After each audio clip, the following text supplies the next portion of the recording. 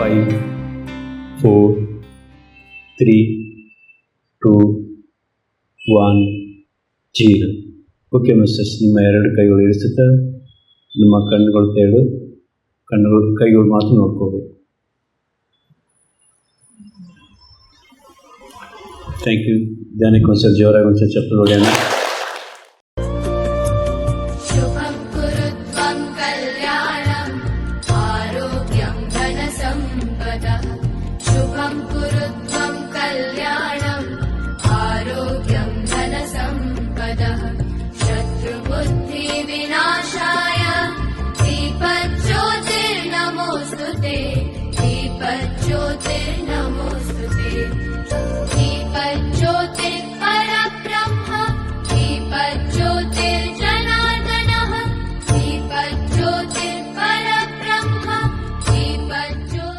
ಇವತ್ತಿಗೆ 56 ವಾರಗಳಾಗಿದೆ. ಈ ಒಂದು 56 ವಾರಕ್ಕೆ ಜೋರಾಗಿ ಒಂದ್ಸಲ ಚಪ್ಪಲು ಹೊಡೆಯೋಣ.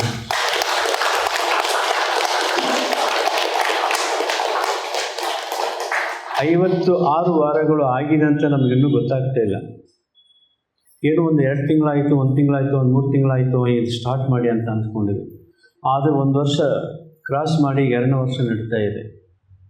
ಮೈ ಡಿಯರ್ ಮಾಸ್ಟರ್ಸ್, ಇವತ್ತು ನಮ್ಮ ಮಾಸ್ಟರ್ ಒಬ್ಬ ಸಂಕಲ್ಪದಂತೆ ಪತ್ರಿಜಿ ಸರ್ ಅವರ 77ನೇ ಹುಟ್ಟುಹಬ್ಬ ಕೂಡ ಇವತ್ತು ಆಚರಣೆ ಮಾಡ್ತಾಯಿದ್ವಿ. ಆ ಹುಟ್ಟುಹಬ್ಬಕ್ಕೆ ಮತ್ತೊಂದು ಸರಿ ಜೋರಾಗಿ ಒಂದ್ಸಲ ಚಪ್ಪಲಿ ಹೊಡೆಯೋಣ. ರಿಯಲ್ ಆಗಿ 11ನೇ ತಾರೀಕು ಪಿರಮಿಡ್ ವ್ಯಾಲಿನಲ್ಲಿ ನಾವು ಹುಟ್ಟುಹಬ್ಬ ಮಾಡ್ಕೊಂಡು ಬಂದ್ವಿ.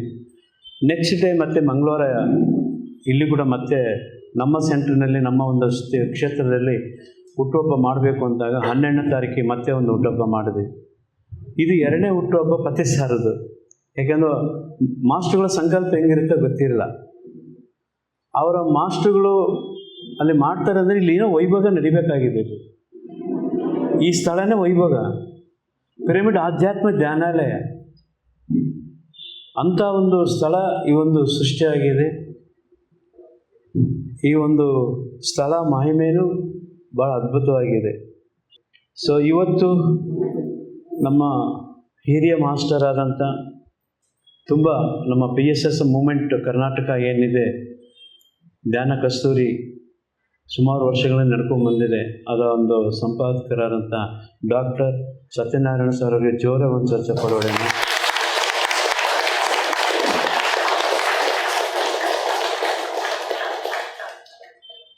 ಇವತ್ತು ನಾವು ಇಲ್ಲಿ ಬಂದು ನಿಂತ್ಕೊಂಡಿದ್ದೇನೆ ಅಂದರೆ ನನಗೆ ದಾರಿದೀಪವಾಗಿ ಸಿಕ್ಕಿದ್ದು ಧ್ಯಾನ ಕಸ್ತೂರಿ. ಧ್ಯಾನ ಕಸ್ತೂರಿ ಅಂದರೆ ಏನು ಗೊತ್ತಿರಲಿಲ್ಲ. ಸೃಷ್ಟಿಯಾಗಿದ್ದೆ ಬಳ್ಳಾರಿಯಿಂದನೇ ಧ್ಯಾನ ಕಸ್ತೂರಿ. ಅವಾಗ ಬೇರೆ ಹೆಸರಿತ್ತು. ಅಲ್ಲಿಂದ ಇಲ್ಲಿ ಟ್ರಾನ್ಸ್ಫರ್ ಆಗಿ ಇವ್ರ ಕೈಯಲ್ಲಿ ಬಂದಿದೆ. ಧ್ಯಾನ ಕಸ್ತೂರಿ ಬಳ್ಳಾರಿಯಿಂದ ಸ್ಟಾರ್ಟ್ ಆಗಿ ಬೆಂಗಳೂರಿಂದ ವರ್ಕ್ ಮಾಡ್ತಾಯಿದೆ. ಅಂಥ ಒಂದು ನಾನು ಬರಬೇಕಾದಾಗ ಧ್ಯಾನ ಕಸ್ತೂರಿಯಿಂದ ಬಂದಿದ್ದು. ಸೊ ಅವಾಗರಲ್ಲಿ ಇವರೆಲ್ಲ ಪರಿಚಯ ಆದರು. ಅಂಥ ಒಂದು ಮಹಾನ್ ಜ್ಞಾನವಂತರು, ಯೋಗಿ ಕೂಡ, ಒಬ್ಬ ಮಾಸ್ಟರ್ ಕೂಡ. ಪತ್ರಿಜಿ ಸರ್ ಅವರಿಗೆ ಅಚ್ಚುಮೆಚ್ಚಿನ ಮಾಸ್ಟರ್ ಅಂತ ತಪ್ಪಾಗೋದಿಲ್ಲ. ಪ್ರತಿಯೊಂದು ವಿಷಯ ಅವರ ಹತ್ರ ಚರ್ಚೆ ನಡೀತಾ ಇರುತ್ತೆ. ಕರ್ನಾಟಕದ ಬಗ್ಗೆ, ಧ್ಯಾನದ ಬಗ್ಗೆ, ಜ್ಞಾನದ ಬಗ್ಗೆ ಎಷ್ಟೋ ವಿಷಯಗಳು ಪತ್ರಿ ಸರ್ ಹತ್ರ ಅವ್ರ ಜೊತೆ ಅನುಸಂಧಾನ ನಡೆದಿದೆ. ಅಂಥ ಒಬ್ಬ ಮಾಸ್ಟರ್ ಇವತ್ತು ಪಿರಮಿಡ್ ಆಧ್ಯಾತ್ಮಿಕ ಧ್ಯಾನಾಲಯಕ್ಕೆ ಬಂದಿದ್ದಾರೆ. ಅವರಿಗೆ ಜೋರಾಗಿ ಮತ್ತೊಂದು ಸಲ ಚಪ್ಪಾಳೆ ಹೊಡ್ತೆ. ಹೆಚ್ಚಿಗೆ ನಾನು ಮಾತಾಡಲ್ಲ, ಅವರಿಗೆ ನಾನು ಮೈಕ್ ಕೊಡ್ತೀನಿ. Thank you. ಎಲ್ಲ ಆತ್ಮೀಯ ಬಂಧುಗಳು, ಎಲ್ಲ ದೇವರುಗಳಿಗೂ ಕೂಡ ಇಲ್ಲಿ ನೆರೆದಿರ್ತಕ್ಕಂಥ ದೈವ ಸ್ವರೂಪಿಯಾಗಿರ್ತಕ್ಕಂಥ ನಾವೆಲ್ಲರೂ ಕೂಡ ಪತ್ರಿಜಿಯವರ ಹುಟ್ಟುಹಬ್ಬವನ್ನು 2ನೇ ಬಾರಿ ಆಚರಣೆ ಮಾಡೋದಕ್ಕೆ ಈ ಜಾಗದಲ್ಲಿ ಸೇರಿದ್ದೇವೆ. ಇದು ನಿಜವಾಗಲೂ ಭಾಳ ಹೆಚ್ಚಿನ ಸಂತೋಷದಾಯಕವಾದಂಥ ವಿಚಾರ. ನನಗೆ ಈಗಲೂ ನೆನಪಿದೆ, 15 ದಿನ ಆಯಿತಾ, 2 ವಾರ ಆಯಿತಾ, 2 ವಾರದ ಹಿಂದೆ ಇಲ್ಲಿ ಪತ್ರಿಜಿಯವರ 2 ವಾರ, ಅವತ್ತು ಏಕಾದಶಿ, ಇವತ್ತು ಏಕಾದಶಿ. ಅದು ಯಾಕೆ ನನಗೆ ನೆನಪಿದೆ ಅಂತಂತಂದರೆ, ನಾನು ಆಫೀಸ್ ಕೆಲಸ ಅಂದರೆ ನಾನು ರಿಟೈರ್ಮೆಂಟ್ ಆದಮೇಲೂ ಕೂಡ ಆಫೀಸ್ದು ಕೆಲಸದ ಸ್ವಲ್ಪ ಇತ್ತು. ಹೋಗಿ ಮುಗಿಸ್ಕೊಂಡು ಇಲ್ಲಿಗೆ ಬರೋ ಅಷ್ಟರಲ್ಲಿ ಊಟದ ಸಮಯ ಆಗಿತ್ತು. ಅದಕ್ಕಾಗಿ ನೆನಪು. ಇವತ್ತು ಪೂರ್ಣ ಪ್ರಮಾಣದಲ್ಲಿ ನಾನು ಇಲ್ಲಿ ಈ ಕಾರ್ಯಕ್ರಮದಲ್ಲಿ ಭಾಗವಹಿಸೋದು ನನ್ನ ಭಾಗ್ಯ. ಎಲ್ರಿಗೂ ಕೂಡ ಮತ್ತೊಮ್ಮೆ ನಮಸ್ಕಾರಗಳನ್ನು ಹೇಳ್ತಾ, ಎಲ್ಲ ಆತ್ಮಸ್ವರೂಪಿ ಧ್ಯಾನ ಬಂಧುಗಳಿಗೆ ನಮನಗಳನ್ನು ಸಲ್ಲಿಸ್ತಾ, ಬ್ರಹ್ಮರ್ಷಿ ಪಿತಾಮಹ ಪತ್ರಿಜಿಯವರ ಪಾದಾರವಿಂದಗಳಲ್ಲಿ ನಾನು ನಮನವನ್ನು ಸಲ್ಲಿಸಿ, ಅವರ ಒಂದು ಜನ್ಮದಿನದ ಒಂದು ಆಚರಣೆ ಸಂದರ್ಭದಲ್ಲಿ ಒಂದು 4 ಮಾತುಗಳನ್ನು ನಿಮ್ಮೊಂದಿಗೆ ಹಂಚಿಕೊಳ್ಳೋದಕ್ಕೆ ಇಷ್ಟಪಡ್ತೇನೆ. ಈ ಸ್ಥಳದ ಬಗ್ಗೆ ನಿಮ್ಮೆಲ್ರಿಗೂ ಕೂಡ ಗೊತ್ತಿದೆ, ನಾನೇನು ಹೇಳೋ ಅವಶ್ಯಕತೆ ಇಲ್ಲ. ಸುಬ್ಬಯ್ಯ ಅವರು ಇಲ್ಲಿ ಅಧ್ಯಾತ್ಮ ಯೋಗ ಶಾಲೆಯನ್ನು ನಡೆಸ್ತಾ ಇದ್ದರು. ಯೋಗ ಸಂಯೋಗ ಅಂತ ಹೇಳ್ತಾರಲ್ಲ, ಹಾಗೆ ನಮ್ಮ ಕರ್ನಾಟಕ ಪಿರಮಿಡ್ ಧ್ಯಾನ ಪ್ರಚಾರ ಟ್ರಸ್ಟು, ನಮ್ಮ ಧ್ಯಾನ ಕಸ್ತೂರಿ ಏನು ಪ್ರಕಟಣೆ ಮಾಡ್ತಾ ಇದೆ, ಆ ಟ್ರಸ್ಟು ಬೇರೆ ಎಲ್ಲೋ ಒಂದು ಕಡೆಗಿತ್ತು. ಪ್ಯಾಂಡಮಿಕ್ ಟೈಮ್ನಲ್ಲಿ ನಾವಲ್ಲಿ ಸಿಕ್ಕಾಕೊಂಡಿದ್ವಿ. ಹೋಗಿ ಅಲ್ಲಿ ಬಿಡಿಸ್ಕೊಂಡು ಇಲ್ಲಿಗೆ ಬಂದ್ವಿ. ನಮ್ಮ ಟ್ರಸ್ಟನ್ನು ಮಾನ್ಯ ಅಧ್ಯಕ್ಷರಾದಂಥ CP ಮಂಜುನಾಥ್ ಅವರು ಭಾಳ ಈ ಜಾಗ ನೋಡಿ ಅವರು ಒಂದೇ ಬಾರಿಗೆ ಇಲ್ಲಿ ಶಿಫ್ಟ್ ಮಾಡ್ಕೋಬೋದು ಅಂತೇಳಿ ಅನುಮತಿ ಕೊಟ್ಟರು. ಅದಾದಮೇಲೆ ಇತಿಹಾಸ, 2 ವರ್ಷದ ಇತಿಹಾಸ ನಾನೇನು ಹೇಳೋ ಅವಶ್ಯಕತೆ ಇಲ್ಲ. ಅದಕ್ಕೆ ಹಿಂದೆ ನಡೆದಂಥದ್ದು ಬಹಳ ಅತ್ಯಂತ ಪವರ್ಫುಲ್ಲಾಗಿರ್ತಕ್ಕಂಥ ಜಾಗ ಇದು, ಸ್ಯಾಂಟಿಟಿ ಇರ್ತಕ್ಕಂಥ ಜಾಗ. ಕಳೆದ 1 ವರ್ಷದಿಂದ 56 ಕಾರ್ಯಕ್ರಮಗಳು ನಡೆದಿದೆ. ಹಾಗೆ ಶನಿವಾರದ ಕಾರ್ಯಕ್ರಮಗಳು ಕೂಡ ಶುರುವಾಗಿದೆ ಇಲ್ಲಿ. ಭಾಳ ಸಂತೋಷ. ಇನ್ನು ಮುಂದೆ ನಾನು ಕೂಡ ಪ್ರತಿ ವಾರ ನಿಮ್ಮೊಂದಿಗೆ ಸೇರ್ತಕ್ಕಂಥ ಪ್ರಯತ್ನವನ್ನು ಮಾಡ್ತೇನೆ ಅಂತ ಅಂದುಕೊಂಡು ಒಂದು ಸಂಕಲ್ಪವನ್ನು ಮಾಡಿಕೊಂಡು ನಾನು ಬಂದಿದ್ದೇನೆ. ಪತ್ರಿಜಿ ಪರಿಕಲ್ಪನೆ ಅದರ ಕುರಿತು ಮಾತಾಡಿ ಅಂತ ಹೇಳಿದ್ದಾರೆ. ಪತ್ರಿಜಿಯವರ ಕಲ್ಪನೆಗೂ ಕೂಡ ಮೀರಿದಂಥ ವಿಸ್ಮಯ ನನ್ನ ಪ್ರಕಾರ. ಯಾಕೆ ಅಂತಂದರೆ, ನಾವು ಇತಿಹಾಸದಲ್ಲಿ ಎಷ್ಟೋ ಜನ ದಾರ್ಶನಿಕರನ್ನ, ತತ್ವಜ್ಞಾನಿಗಳನ್ನು, ಆಧ್ಯಾತ್ಮಿಕ ವಿಜ್ಞಾನಿಗಳನ್ನು ನಾವು ಓದಿದ್ದೀವಿ, ಅವ್ರ ಬಗ್ಗೆ ಕೇಳಿದ್ದೀವಿ ಅಷ್ಟೇ. ಆದರೆ ಪ್ರತ್ಯಕ್ಷವಾಗಿ ಇಂಥ ಒಬ್ಬ ವ್ಯಕ್ತಿಯನ್ನು ಜೀವಂತವಾಗಿ ನೋಡ್ತಕ್ಕಂಥ ಭಾಗ್ಯ ನಮ್ಮದಾಗಿತ್ತು. ನಿಮ್ಮಲ್ಲಿ ಎಷ್ಟು ಜನ ಬ್ರಹ್ಮರ್ಷಿ ಪಿತಾಮಹ ಪತ್ರಿಜಿಯವರ ಒಡನಾಟ ನಿಮಗಿತ್ತು ನನಗೆ ಗೊತ್ತಿಲ್ಲ. ಆದರೆ ನನಗಂತೂ 15 ವರ್ಷಗಳ ಕಾಲ ಅವ್ರ ಜೊತೆ ನಾನು ಕೂಡ ಒಡನಾಟವನ್ನು ಇಟ್ಕೊಂಡಿದ್ದೆ. ದಿನನಿತ್ಯದ ಆಧಾರದ ಮೇಲೆ ಅಲ್ಲದೇ ಇದ್ದರೂ ಕೂಡ ಬೆಂಗಳೂರಿಗೆ ಅವರು ಬಂದಾಗ ಅವ್ರ ಜೊತೆ ಅದು ಒಂದು ಅನನ್ಯವಾದ ಅನುಭವ, ಅದು ಒಂದು ಯುನಿಕ್ ಎಕ್ಸ್ಪೀರಿಯನ್ಸ್. ಅದು ಹೇಳಲಿಕ್ಕೆ ಸಾಧ್ಯವೇ ಆಗೋದಿಲ್ಲ. ಪತ್ರಿಜಿಯವರು ಅಂತಂದರೆ ನಾನು ಒಂದು ಪದ ಬಳಸ್ತೆ, ಒಂದು ವಿಸ್ಮಯ ಅಂತ ಹೇಳಿ. ಬಹಳ ಆಶ್ಚರ್ಯ ಆಗೋದು, ಇವರು ಹೇಗೆ ಇದು ಎಷ್ಟೋ ಘಟನೆಗಳು, ಎಷ್ಟೋ ಕಾರ್ಯಕ್ರಮಗಳು, ಎಷ್ಟೊಂದು ಓಡಾಟ, ಇಷ್ಟೊಂದು ಜನರನ್ನು ಅವರು ಹೇಗೆ ನಿಭಾಯಿಸ್ತಾರೆ ಅಂತನ್ನೋದೇ ನಮಗೆ ಆಶ್ಚರ್ಯ ಆಯಿತು. ಆಗ ಒಬ್ಬ ಆತ್ಮ ಸಾಕ್ಷಾತ್ಕಾರವನ್ನು ಪಡೆದಂತಹ ಒಬ್ಬ ಯೋಗಿ, ಆಧ್ಯಾತ್ಮಿಕ ವಿಜ್ಞಾನಿ ಕೈಯಲ್ಲಿ ಮಾತ್ರ ಇದನ್ನೆಲ್ಲವನ್ನು ಕೂಡ ಸುಸೂತ್ರವಾಗಿ ನಿರ್ವಹಣೆ ಮಾಡಲಿಕ್ಕೆ ಸಾಧ್ಯ ಆಗುತ್ತೆ ಅಂತನ್ನೋದು ನಾನು ಹತ್ತಿರದಿಂದ ಗಮನಿಸಿದೆ. ನಾವು ಮನೆಗೆ ಬಂದಂತಹ 4 ಜನನ ಒಂದು ದಿನ ಸುಧಾರಿಸೋದು ಕಷ್ಟ. ಒಂದು 4 ಫೋನ್ ಕಾಲ್ ಹೆಚ್ಚಿಗೆ ಬಂದರೆ, ಯಾಕೋ ಇವತ್ತು ವಿಪರೀತ ಫೋನ್ ಕಾಲ್ಗಳಾಯಿತು ಅಂತ ಮನೆ ಸದಸ್ಯರು ಹೇಳ್ತಾರೆ, ಇಷ್ಟೊಂದು ಬ್ಯುಸಿ ಆಗಿಬಿಟ್ರೆ ಹೇಗೆ ಅಂತ. ಆದರೆ ಪತ್ರಿ ಸರ್ ನೋಡಿ, ಅವರಿಗೆ ದಣಿವು ಅಂತನ್ನೋದೇ ಇರಲಿಲ್ಲ. ಯಾಕೆ ಅಂತಂತಂದರೆ, ಆತ್ಮ ಸಾಕ್ಷಾತ್ಕಾರ ಹೊಂದಿದಾಗ ಯಾವುದೇ ಒಂದು ಆತ್ಮ ಸುಮ್ಮನೆ ಕುಳಿತುಕೊಳ್ಳೋದಿಲ್ವಂತೆ. ಪತ್ರಿ ಸರ್ ಒಂದು ಕಡೆ ಒಂದು ಲೇಖನ ಬರೆದಿದ್ದಾರೆ, ಸ್ಪಿರಿಚುವಲ್ ಇಂಡಿಯಾದಲ್ಲಿ. ನಾನು ಅನುವಾದವನ್ನು ಮಾಡುವಂಥ ಕಾಲಕ್ಕೆ ನನ್ನ ಪ್ರಶ್ನೆಗಳಿಗೆಲ್ಲ ಸಾಕಷ್ಟು ಉತ್ತರ ಸಿಕ್ತು. PSSM pyramid spiritual societies movement ಅಂತನ್ನೋ ಒಂದು ಅದ್ಭುತ ಆಧ್ಯಾತ್ಮಿಕ ಒಂದು ಆಂದೋಲನ. ಇದು ಸಂಸ್ಥೆ ಅಲ್ಲ, ದಯವಿಟ್ಟು ತಪ್ಪು ತಿಳ್ಕೊಳ್ಬೇಡಿ. ಇದು ಸಂಸ್ಥೆ ಅಲ್ಲ, ಇದೊಂದು ಆಂದೋಲನ, ಇದು ಮೂಮೆಂಟ್ ಅಂದ್ರೆ ಏನು? ಸಂಸ್ಥೆಗೂ ಆಂದೋಲನಕ್ಕೂ ವ್ಯತ್ಯಾಸ ಸಂಕ್ಷಿಪ್ತವಾಗಿ ಹೇಳ್ತೀನಿ. ಸಂಸ್ಥೆ ಅಂತಂದರೆ ಅದಕ್ಕೊಬ್ಬರು ಮುಖ್ಯಸ್ಥರು ಇರ್ತಾರೆ, ಅದಕ್ಕೊಂದು ಆಡಳಿತಾತ್ಮಕ ವ್ಯವಸ್ಥೆ ಇರುತ್ತೆ, ಅಲ್ಲಿ ಒಂದು ಸಬ್ಜೆಕ್ಟ್ ಇರುತ್ತೆ. ಆ ಸಬ್ಜೆಕ್ಟನ್ನು ಅವರು ಎಲ್ರಿಗೂ ಹೇಳ್ಕೊಡ್ತಾರೆ. ಆದರೆ ಕಲ್ತ್ಕೊಂಡವರು ಬೇರೆಯವ್ರಿಗೆ ಹೇಳ್ಕೊಡೋಂಗಿಲ್ಲ. ಎಲ್ಲರೂ ಅಲ್ಲಿಗೆ ಕರ್ಕೊಂಡು ಹೋಗಬೇಕು, ಫೀಸ್ ಕೊಡಬೇಕು, ಸರ್ಟಿಫಿಕೇಟ್ ತೊಗೊಳ್ಬೇಕು. ಇದು ಸಂಸ್ಥೆ ಕೆಲಸ ಮಾಡೋವಂಥದ್ದು. ಆದರೆ ಪಿರಮಿಡ್ ಸ್ಪಿರಿಚುವಲ್ ಸೊಸೈಟೀಸ್ ಮೂಮೆಂಟಲ್ಲಿ ಪತ್ರಿಜಿಯವರು ಹುಟ್ಟುಗ ಹಾಕಿದಂಥದ್ದು ಒಂದು ಮೂಮೆಂಟ್ ಇದು. ಎಲ್ಲರೂ ಕೂಡ ಗುರುಗಳೇ, ಇಲ್ಲಿ ಎಲ್ಲರೂ ಕೂಡ ಶಿಷ್ಯರೇ. ಯಾರೂ ಶಾಶ್ವತವಾದ ಗುರುಗಳಿಲ್ಲ, ಯಾರೂ ಶಾಶ್ವತವಾದ ಶಿಷ್ಯರಿಲ್ಲ. ಎಂಥ ಒಂದು ಪರಿಕಲ್ಪನೆ ನೋಡಿ. ಅದಕ್ಕಾಗೇ ಪಿರಮಿಡ್ ಸ್ಪಿರಿಚುವಲ್ ಸೊಸೈಟೀಸ್ ಮೂಮೆಂಟ್ ಇವತ್ತು ಜಾಗತಿಕವಾಗಿ ಮಾನ್ಯತೆಯನ್ನು ಹೊಂದಿರತಕ್ಕಂಥ, ಅಷ್ಟೊಂದು ಪ್ರೀತಿಪಾತ್ರವಾಗಿರ್ತಕ್ಕಂಥ ಒಂದು ಮೂಮೆಂಟ್ ಆಗಿದೆ.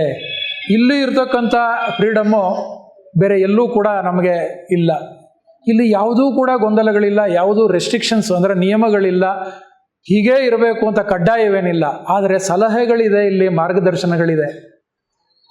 ಆದರೆ ಆ ಸಲಹೆಗಳು ಮತ್ತು ಮಾರ್ಗದರ್ಶನಗಳು ನಮಗೆ ಬಹಳ ಅಪ್ಯಾಯಮಾನವಾಗಿ ಕಾಣುತ್ತೆ. ಯಾಕೆ ಅಂತಂದರೆ ಅದು ಮಾನವೀಯತೆಗೆ ಬಹಳ ಹತ್ತಿರವಾಗಿದೆ, ಮನುಷ್ಯತ್ವಕ್ಕೆ ಅದು ಬಹಳ ಹತ್ತಿರವಾಗಿದೆ.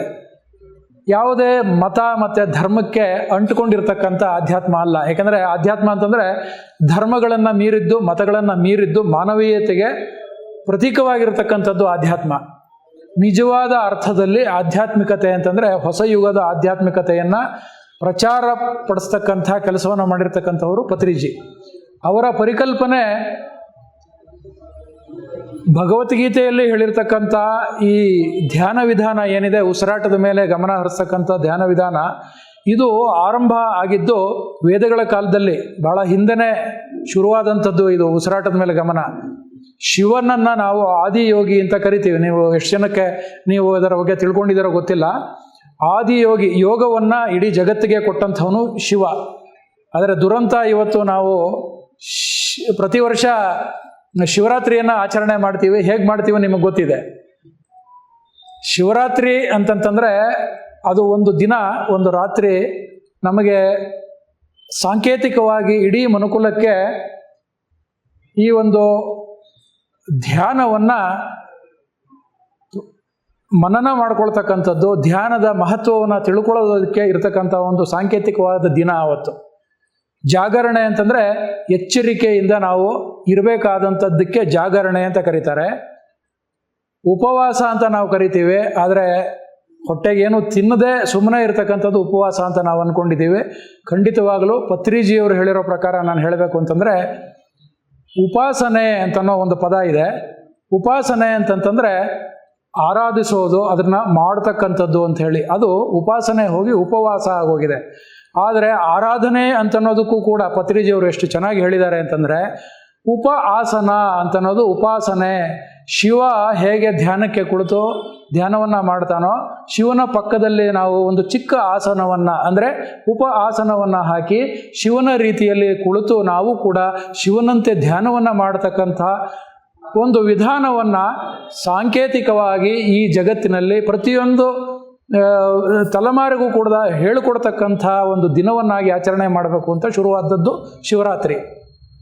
ಧ್ಯಾನದಲ್ಲಿ ನಿದ್ರೆ ಮಾಡುವುದಲ್ಲ, ಎಚ್ಚರಿಕೆಯಿಂದ ಇರಬೇಕು. ಏನಾಗ್ತಾ ಇದೆ ಅಂತ ಅನ್ನೋದು ನಾವು ಗಮನಿಸಬೇಕು. ನಮ್ಮೊಳಗಡೆ ಏನಾಗ್ತಾ ಇದೆ ಗಮನಿಸಬೇಕು. ಆದ್ದರಿಂದ ನಾವು ಜಾಗೃತವಾಗಿ ಇರಬೇಕು ಅಂತ ಹೇಳಿ, ಸದಾ ಜಾಗೃತವಾಗಿ ಶಿವನ ಪಕ್ಕದಲ್ಲಿ ಕುಳಿತು ನಾವು ಧ್ಯಾನವನ್ನು ಮಾಡ್ತಕ್ಕಂಥದ್ದೇ ನಿಜವಾದ ಶಿವರಾತ್ರಿಯ ಆಚರಣೆ. ಅದು ನಿಜವಾದ ಉಪವಾಸನ ಮತ್ತು ಜಾಗರಣೆ ಅಂಥೇಳಿ.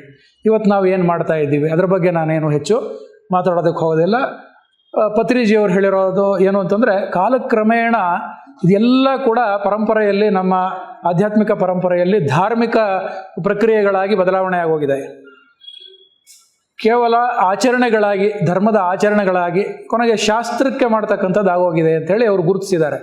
ಎಂಥ ದೊಡ್ಡ ಒಂದು ಪರಿಕಲ್ಪನೆಯನ್ನು ಅವರು ನಮಗೆ ಕಟ್ಟಿಕೊಟ್ಟಿದ್ದಾರೆ ನೋಡಿ. ಶಿವ ಮಾಡಿದ ರೀತಿಯಲ್ಲಿ ನಾವು ಮಾಡೋದಿಲ್ಲ, ಆದರೆ ಶಿವನನ್ನು ನಾವು ಮುಕ್ಕಣ್ಣ, ಮೂರನೇ ಕಣ್ಣಿರೋನು ಅಂಥೇಳಿ ಕಲಾವಿದರ ರೀತಿಯಲ್ಲಿ ಮೂರನೇ ಕಣ್ಣಲ್ಲಿ ಬರೆದು ಶಿವನಿಗೆ ಧೂಪ ದೀಪ ಹಚ್ಚಿ ಬಹಳ ಭಕ್ತಿಯಿಂದ ನಾವು ನಮಸ್ಕಾರ ಮಾಡ್ತೀವಿ. ನಮಸ್ಕಾರ ಮಾಡಬಾರ್ದು ಅಂತಲ್ಲ, ಮಾಡಬೇಕು. ಆದರೆ ಅದರ ಆಚೆ ಶಿವ ಏನು ಮಾಡ್ದ ಅದನ್ನು ಮಾಡಿದ್ರೆ ಶಿವನಿಗೆ ಏನು ದೊರೀತು ಅದು ನಮಗೆ ದೊರೆಯುತ್ತೆ. ಶಿವನಿಗೆ ಏನು ದೊರೀತು? ಥರ್ಡ್ ಐ, ಮೂರನೇ ಕಣ್ಣು ಸಿಕ್ತು. ಹಾಗೆ ನಮ್ಮ ಈ ಪಿರಮಿಡ್ ಸ್ಪಿರಿಚುವಲ್ ಸೊಸೈಟೀಸ್ ಮೂಮೆಂಟ್ನಲ್ಲಿ ಈ ಥರ್ಡ್ ಐ ಕಾನ್ಸೆಪ್ಟನ್ನು ಬಹಳ ಜನಕ್ಕೆ ಈ ಮೂರನೇ ಕಣ್ಣು ಅಂತಂದರೆ ಏನು ಅಂತ ಇವತ್ತಿಗೂ ಕೂಡ ಬಹಳ ಕನ್ಫ್ಯೂಷನ್ ಇದೆ. ನಾವು ಪುರಾಣದ ಶಿವನಿಗೆ ಅದನ್ನು ಹೋಲಿಸಿ ಹೇಳ್ಬಿಡ್ತೇವೆ ಥರ್ಡ್ ಐ ಅಂತಂದ್ರೆ. ಥರ್ಡ್ ಐ ಅಂತಂದರೆ ಏನೂ ಇಲ್ಲ, ಚರ್ಮಚಕ್ಷು ಮನೋಚಕ್ಷು ಅಂತ 2 ಕಣ್ಣುಗಳಿದೆ. ಮೂರನೇ ಕಣ್ಣು ಒಂದಿದೆ, ಅದು ದಿವ್ಯ ಚಕ್ಷು ಅಂತ ಹೇಳಿ ಪತ್ರಿಜಿಯವರು ಹೇಳಿದೆ. ಇದು ಅವರ ಒಂದು ಪರಿಕಲ್ಪನೆಯಲ್ಲಿ ಥರ್ಡ್ ಐ ಪರಿಕಲ್ಪನೆ ಇರತಕ್ಕಂಥ ಎಷ್ಟೋ ಜನ ಯೋಗಿಗಳು, ನೀವು ಸ್ವಾಧ್ಯಾಯ ಮಾಡಿದರೆ ನಿಮಗೆ ಗೊತ್ತಿರುತ್ತೆ ಟಿಬೆಟಿಯನ್ ಯೋಗಿಗಳೆಲ್ಲ ಹೇಗೆ ತಮ್ಮ ಮೂರನೇ ಕಣ್ಣನ್ನು ಸಕ್ರಿಯಗೊಳಿಸ್ಕೊಳ್ರು ಅಂತೇಳಿ. ಪತ್ರಿ ಸರು ಬಹಳ ಒತ್ತಿ ಹೇಳ್ತಕ್ಕಂಥದ್ದು ಸಹಜ ಮಾರ್ಗ. ಕುಂಡಲಿನಿ ಉದ್ದೀಪನ ಮಾಡಿಕೊಳ್ಳೋದಕ್ಕೆ ಎಷ್ಟೆಷ್ಟೋ ಮಂತ್ರಗಳಿದೆ, ತಂತ್ರಗಳಿದೆ. ಆದರೆ ಪತ್ರಿಜಿ ಯಾವುದೇ ಕೆಲಸಕ್ಕೆ, ಯಾವುದೇ ಆಧ್ಯಾತ್ಮಿಕವಾದ ಪ್ರಗತಿಗೆ ಯಾವುದೇ ತಂತ್ರಗಳನ್ನು ಅವರು ಸಲಹೆ ಮಾಡೋದಿಲ್ಲ. ಯಾಕೆಂತಂದರೆ ತಂತ್ರಗಳೆಲ್ಲವೂ ಕೂಡ ಹಠಯೋಗಕ್ಕೆ ಸಂಬಂಧಪಟ್ಟಿರ್ತಕ್ಕಂಥದ್ದು.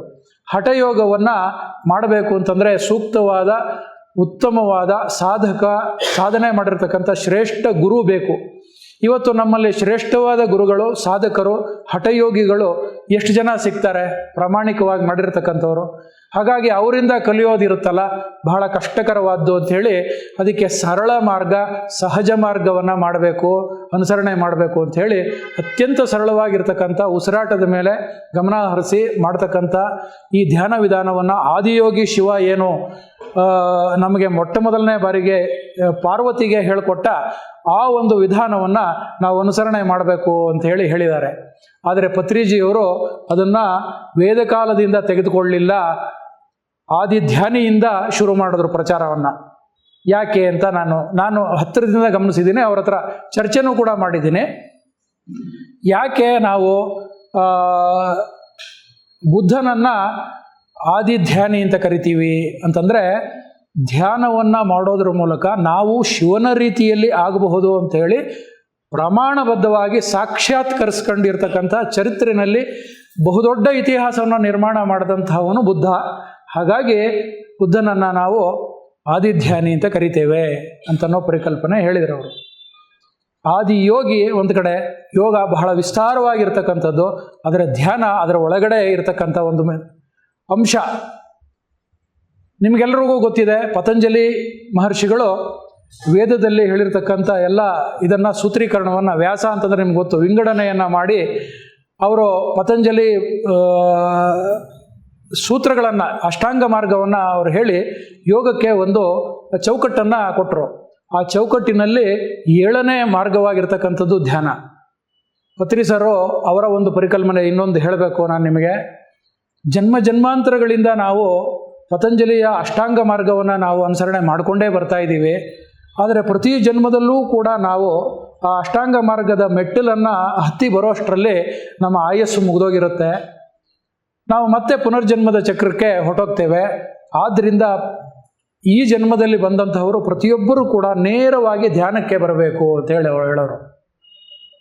ಯಾಕೆ ನೇರವಾಗಿ ಧ್ಯಾನಕ್ಕೆ ಬರಬೇಕು ಅಂತಂದರೆ, ಯಮ ನಿಯಮ ಅಂದರೆ ಏನು, ಆಸನ ಪ್ರಾಣಾಯಾಮ ಅಂದರೆ ಏನು, ಧಾರಣ ಅಂದರೆ ಏನು, ಪ್ರತ್ಯಾಹಾರ ಅಂತಂದರೆ ಏನು, ಬಹಳ ಚೆನ್ನಾಗಿ ಅವರು ವಿವರಿಸ್ತಾರೆ. ನಾನು ಅದನ್ನೆಲ್ಲ ಪೂರ್ತಿ ಇಲ್ಲಿ ವಿವರಣೆ ಕೊಡೋದಕ್ಕೆ ಹೋಗಲ್ಲ, ಸಮಯ ಇರೋದಿಲ್ಲ. ಯಮ ನಿಯಮಗಳಂತಂದರೆ ಏನೂ ಇಲ್ಲ. ಜೀವನದಲ್ಲಿ ನಾವು ಹೇಗೆ ಬದುಕಬೇಕು, ಪ್ರಾಣಿಗಳ ರೀತಿಯಲ್ಲಿ ಬದುಕೋದಲ್ಲ, ಶಿಕ್ಷಣವನ್ನು ಪಡೀಬೇಕು. ಜಗತ್ತಿನ ನಿಯಮಗಳನ್ನು, ಲೋಕದ ಕಾನೂನು ನಿಯಮಗಳೇನಿದೆ, ನಾವು ದೈವ ನಿಯಮಗಳು ಅಂತ ಹೇಳ್ತೀವಿ. ಈ ದೈವ ನಿಯಮಗಳನ್ನು ಪ್ರಕೃತಿ ನಿಯಮಗಳು ಅಂತ ಕೂಡ ಕರಿತೀವಿ. ಲೋಕ ನಿಯಮಗಳು, ಇದನ್ನು ನಾವು ಕಲ್ತ್ಕೊಳ್ಳೋದು, ತಿಳ್ಕೊಳ್ಳೋದಿದೆಯಲ್ಲ, ಅದನ್ನು ನಾವು ಶಿಕ್ಷಣ ಅಂತ ಕರಿತೀವಿ.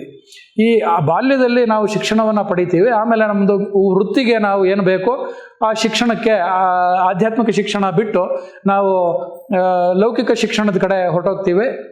ಫಿಸಿಕಲ್ ಸೈನ್ಸಸ್ ಅಂತ ಅವರು ಚೆನ್ನಾಗಿ ಹೇಳ್ತಾರೆ. ಈ ಫಿಸಿಕಲ್ ಸೈನ್ಸಸ್ಗೆ ಮೂಲ ಇರತಕ್ಕಂಥದ್ದೇ ಸ್ಪಿರಿಚುವಲ್ ಸೈನ್ಸು. ಅದನ್ನು ಬಿಟ್ಬಿಡ್ತೀವಿ ನಾವು. ಎಲ್ಲೋ ಅಪರೂಪಕ್ಕೆ ಕೆಲವರು ಯೋಗಿಗಳು ಯೋಗ ಮಾರ್ಗದಲ್ಲಿ ಮಾಡ್ತಾ ಒಂದು ಹಂತಕ್ಕೆ ಬರ್ತಾರೆ. ಬಹಳ ದುರಂತ ಏನು ಅಂತಂದರೆ, ಯೋಗ ಅಂತಂದರೆ ಕೇವಲ ಆಸನಗಳು ಅಂತ ಅಂದ್ಕೊಂಡ್ಬಿಟ್ಟಿದ್ದೀವಿ ನಾವು ಅಂತಲೂ ಕೂಡ ಪತ್ರಿಜಿಯವರು ಹೇಳಿದ್ದಾರೆ. ಯೋಗ ಅಂತಂತಂದರೆ ಎಲ್ಲವೂ ಕೂಡ ನಾವು ಒಂದೇ ಜನ್ಮದಲ್ಲಿ ಅಷ್ಟು ಸಾಧನೆ ಮಾಡೋಕ್ಕಾಗದೇ ಇದ್ದರೆ ನಮ್ಮ ಜೀವನವೇ ವ್ಯರ್ಥ ಆಗೋಗುತ್ತೆ. ಹಾಗಾಗಿ ಜನ್ಮ ಜನ್ಮಗಳಿಂದ ನಾವು ಕಲ್ತ್ಕೊಂಡು ಬಂದಿದ್ದೀವಿ, ಯಮ ನಿಯಮಗಳಾಗಿದೆ, ಆಸನಗಳೂ ಆಗಿದೆ. ಆದ್ದರಿಂದ ನೇರವಾಗಿ ನಾವು ಈಗ ಧ್ಯಾನಕ್ಕೆ ಬರಬೇಕು. ಯೋಗಕ್ಕೆ ಇರುವುದು ಎರಡೇ ಮೆಟ್ಟಿಲು ಅಂತ ಅವ್ರು ಹೇಳ್ತಾರೆ. ಇದು ಅವರ ಪರಿಕಲ್ಪನೆ. ಪತ್ರಿಜಿಯವರ ಪರಿಕಲ್ಪನೆ ಪ್ರಕಾರ ಯೋಗ ಅಂತಂತಂದರೆ ಎರಡೇ ಮೆಟ್ಟಿಲು, ಒಂದು ಧ್ಯಾನ, ಇನ್ನೊಂದು ಸಮಾಧಿ. ಏನು ಹೀಗೆ ಅಂದ್ಬಿಟ್ರು, ಇಷ್ಟೊಂದು ಶಾರ್ಟ್ ಕಟ್ಟು ಅಂತ? ಹೌದು, ಯಮ ನಿಯಮಗಳಿಂದ ನಿಮಗೇನು ಸಿಗುತ್ತೆ, ಆಸನಗಳಿಂದ ನಿಮಗೇನು ಸಿಕ್ಕುತ್ತೆ, ಏನು ಫಲ ದೊರೆಯುತ್ತೆ, ಅದು ಧ್ಯಾನದಿಂದ ನಿಮಗೆ ಬರುತ್ತೆ. ಮೊದಲು ನೀವು ಧ್ಯಾನ ಮಾಡಿದ್ರೆ ಅದರ ಹಿಂದೆ ಇವೆಲ್ಲವೂ ಕೂಡ ಬರುತ್ತೆ. ಹಾಗಾಗಿ ನೇರವಾಗಿ ನೀವು ಬಂದರೆ ಫಲಗಳು ಬಹಳ ಬೇಗ ಸಿಕ್ಕುತ್ತೆ ಅಂತ ಹೇಳಿದ್ದಾರೆ. ಇದೆಲ್ಲ ಧ್ಯಾನಿಗಳಿಗೆ ಇದು ಅನುಭವ ಆಗಿದೆ. ಯಾಕವರು ಆ ರೀತಿ ಹೇಳ್ತಾ ಇದ್ರು ಅಂತ ನಾನು ಮತ್ತೂ ಆಳಕ್ಕೆ ಹೋಗಿ, ಹಾಗಾದರೆ ಪತಂಜಲಿಯವರು ಮಾಡಿದ್ದು ಏನು? ಅದು ಆಗಿನ ಕಾಲಕ್ಕೆ ಅವರು ಮಾಡಿದಂಥದ್ದು ಸ್ಪಷ್ಟವಾಗಿದೆ. ಈಗಿನ ಕಾಲಕ್ಕೂ ಅದು ಆಗತ್ತೆ. ಆದರೆ ಹೊಸ ಯುಗ ಇದು. ಈ ಯುಗದಲ್ಲಿ ಎಲ್ಲವೂ ಪಟಾಪಟ್ ಅಂತ ಆಗಬೇಕು. ಮೊದಲು ಎತ್ತಿನ ಗಾಡಿನಲ್ಲಿ ಹೋಗ್ತಾ ಇದ್ರು, ನಡ್ಕೊಂಡು ಹೋಗ್ತಾ ಇದ್ರು, ಎತ್ತಿನ ಗಾಡಿ ಬಂತು, ಪ್ರಾಣಿಗಳ ಮೇಲೆ ಪ್ರಯಾಣ ಮಾಡ್ತಿದ್ವಿ, ಕಾರು ಬಸ್ಸು ಎಲ್ಲ ಬಂತು, ಜೆಟ್ ಯುಗ ಬಂತು. ಇವತ್ತು ನೀವೆಲ್ಲ ನೋಡ್ತಾ ಇದ್ದೀರಿ ಹೇಗೆ ಬಾಹ್ಯಾಕಾಶಕ್ಕೆ ಜನ ಹೋಗಿ ಬರ್ತಾ ಇದ್ದಾರೆ ಅಂತ. ಇಂಥ ಯುಗದಲ್ಲೂ ಕೂಡ ನಾವು ಹಳೆಯ ಒಂದು ವಿಧಾನಗಳನ್ನು ಇಟ್ಕೊಂಡ್ರೆ ಸಾಧನೆ ನಮಗೆ ವೇಗವಾಗಿ ಆಗೋದಿಲ್ಲ, ಸಿದ್ಧಿ ಕೂಡ ಆಗೋದಿಲ್ಲ. ಆದ್ದರಿಂದ ನಾವೇನು ಮಾಡಬೇಕು, ನಮ್ಮ ಒಳಗಡೆ ನಾವು ಜನ್ಮ ಜನ್ಮಾಂತರಗಳಿಂದ ತಂದಿರತಕ್ಕಂಥ ನಮ್ಮ ಸ್ವಯಂ ಜ್ಞಾನವನ್ನು ಕೈಗೆ ತೆಗೆದುಕೊಳ್ಬೇಕು ಅಂತ.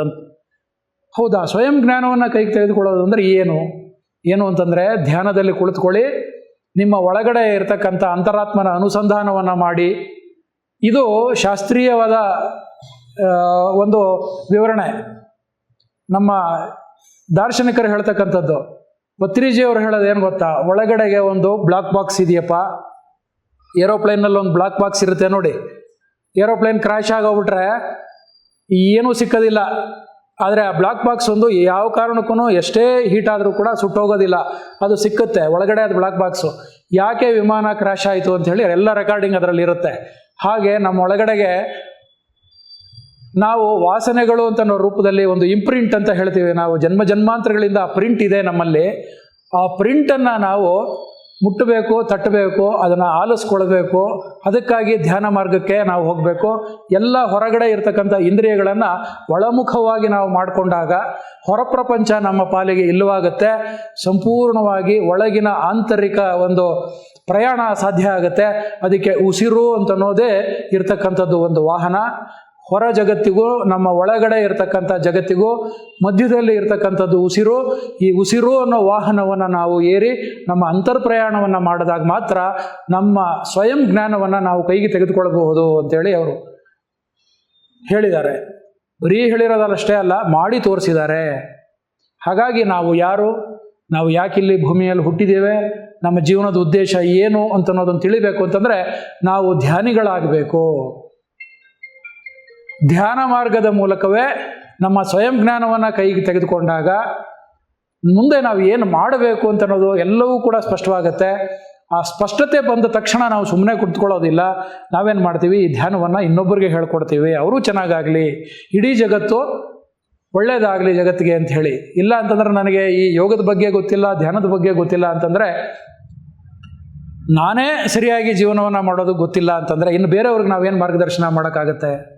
ಪತ್ರಿಜಿಯವ್ರು ಕೇಳೋದು. ಆದ್ದರಿಂದ ನೀನು ABCD ಕಲಿತಾ ಇದ್ದೀಯಾ ಅಂತಂದರೆ ಅಷ್ಟೇ ABCDಯನ್ನು ಇನ್ನೊಬ್ಬರಿಗೆ ಹೇಳ್ಕೊಡು. ಜಗತ್ತು ನಡೆದಿರೋದೇ ಹೀಗೆ, ಮುಂದೆ ಬಂದಿರೋದೇ ಹೀಗೆ ಅಂತ. ನೀವು ಯೋಚನೆ ಮಾಡಿ, ಇವತ್ತು ನಮ್ಮ ವೇದಗಳೆಲ್ಲ ಯಾರೂ ಕೂಡ ಬರವಣಿಗೆಯಲ್ಲಿ ಇಟ್ಟಿರಲಿಲ್ಲ. ಬರವಣಿಗೆ ಅಂತ ಅನ್ನೋದು, ಪ್ರಿಂಟಿಂಗ್ ಟೆಕ್ನಾಲಜಿ ಅನ್ನೋದು ಇದ್ದೇ ಇರಲಿಲ್ಲ. ಬಾಯಿಂದ ಬಾಯಿಗೆ ಹೇಗೆ ನಮಗೆ ಮೌಖಿಕ ಪರಂಪರೆಯಿಂದ ಜ್ಞಾನ ಬಂದಿದೆ ಆಲೋಚನೆ ಮಾಡಿ ಅಲ್ವಾ? ಶತಮಾನಗಳಲ್ಲ, ಯುಗಗಳಿಂದ ಇದು ವಿದ್ಯೆ ಬಂದಿದೆ. ವೇದಗಳು ಹೇಗೆ ಹುಟ್ಟುತ್ತೋ, ವೇದಗಳಿಗೆ ಯಾರು ಕಾರಣಕರ್ತರೋ ಆ ವಾದ ಎಲ್ಲ ಇಲ್ಲಿ ಬೇಡ ನಮಗೀಗ. ವೇದ ಅಂತಂದರೆ ನಮಗೆ ನಿಮಗೆ ಗೊತ್ತಿರೋವಂಥದ್ದೇನೋ ಜ್ಞಾನ ಅಂತ ಅನ್ನೋದು. ಆ ಜ್ಞಾನವನ್ನು ವರ್ಗೀಕರಣ ಮಾಡಿದ್ದಾರೆ, ಕ್ಲಾಸಿಫೈ ಮಾಡಿದ್ದಾರೆ. ಎಲ್ಲಕ್ಕೂ, ಎಲ್ಲ ವಿದ್ಯೆಗಳಿಗೂ ಆಧಾರ ಇರೋದು ವೇದಗಳೇ ಅಂತ ಅನ್ನೋದು ನಮಗೆ ಗೊತ್ತಿದೆ. ಉಪನಿಷತ್ತುಗಳು, ಪುರಾಣಗಳೆಲ್ಲ ಬಂದಿರೋದು. ಇದೆಲ್ಲವೂ ಕೂಡ ನೀವು ಶಾಸ್ತ್ರಬದ್ಧವಾಗಿ ಇವತ್ತು ಅಧ್ಯಯನವನ್ನು ಮಾಡೋದಕ್ಕೆ ನಮಗೆ ನಮ್ಮ ಆಯಸ್ಸು ಸಾಕಾಗೋದಿಲ್ಲ. ಹಾಗಾಗಿ ದಾರ್ಶನಿಕರು, ಗುರುಗಳು ಇವೆಲ್ಲವನ್ನು ತಿಳಿಗೊಳಿಸಿ ನಮಗೆ ಕ್ಯಾಪ್ಸೂಲ್ ಫಾರ್ಮ್ಯಾಟ್ನಲ್ಲಿ ಕೊಟ್ಟಿದ್ದಾರೆ. ಆ ಕ್ಯಾಪ್ಸೂಲ್ ಫಾರ್ಮ್ಯಾಟನ್ನು ಕೂಡ ಇನ್ನೂ ಸಿಂಪ್ಲಿಫೈ ಮಾಡಿ ಪತ್ರಿಜಿಯವರು ನಮಗೆ ಹೊಸ ಯುಗದ ಆಧ್ಯಾತ್ಮಿಕ ಪರಿಕಲ್ಪನೆಗಳನ್ನು ಕಟ್ಟಿಕೊಟ್ಟಿದ್ದಾರೆ. ಎಷ್ಟು ಪರಿಕಲ್ಪನೆಗಳನ್ನು ನಾನಿಲ್ಲಿ ಚರ್ಚೆಗೆ ತಂದೆ ಅಲ್ವಾ?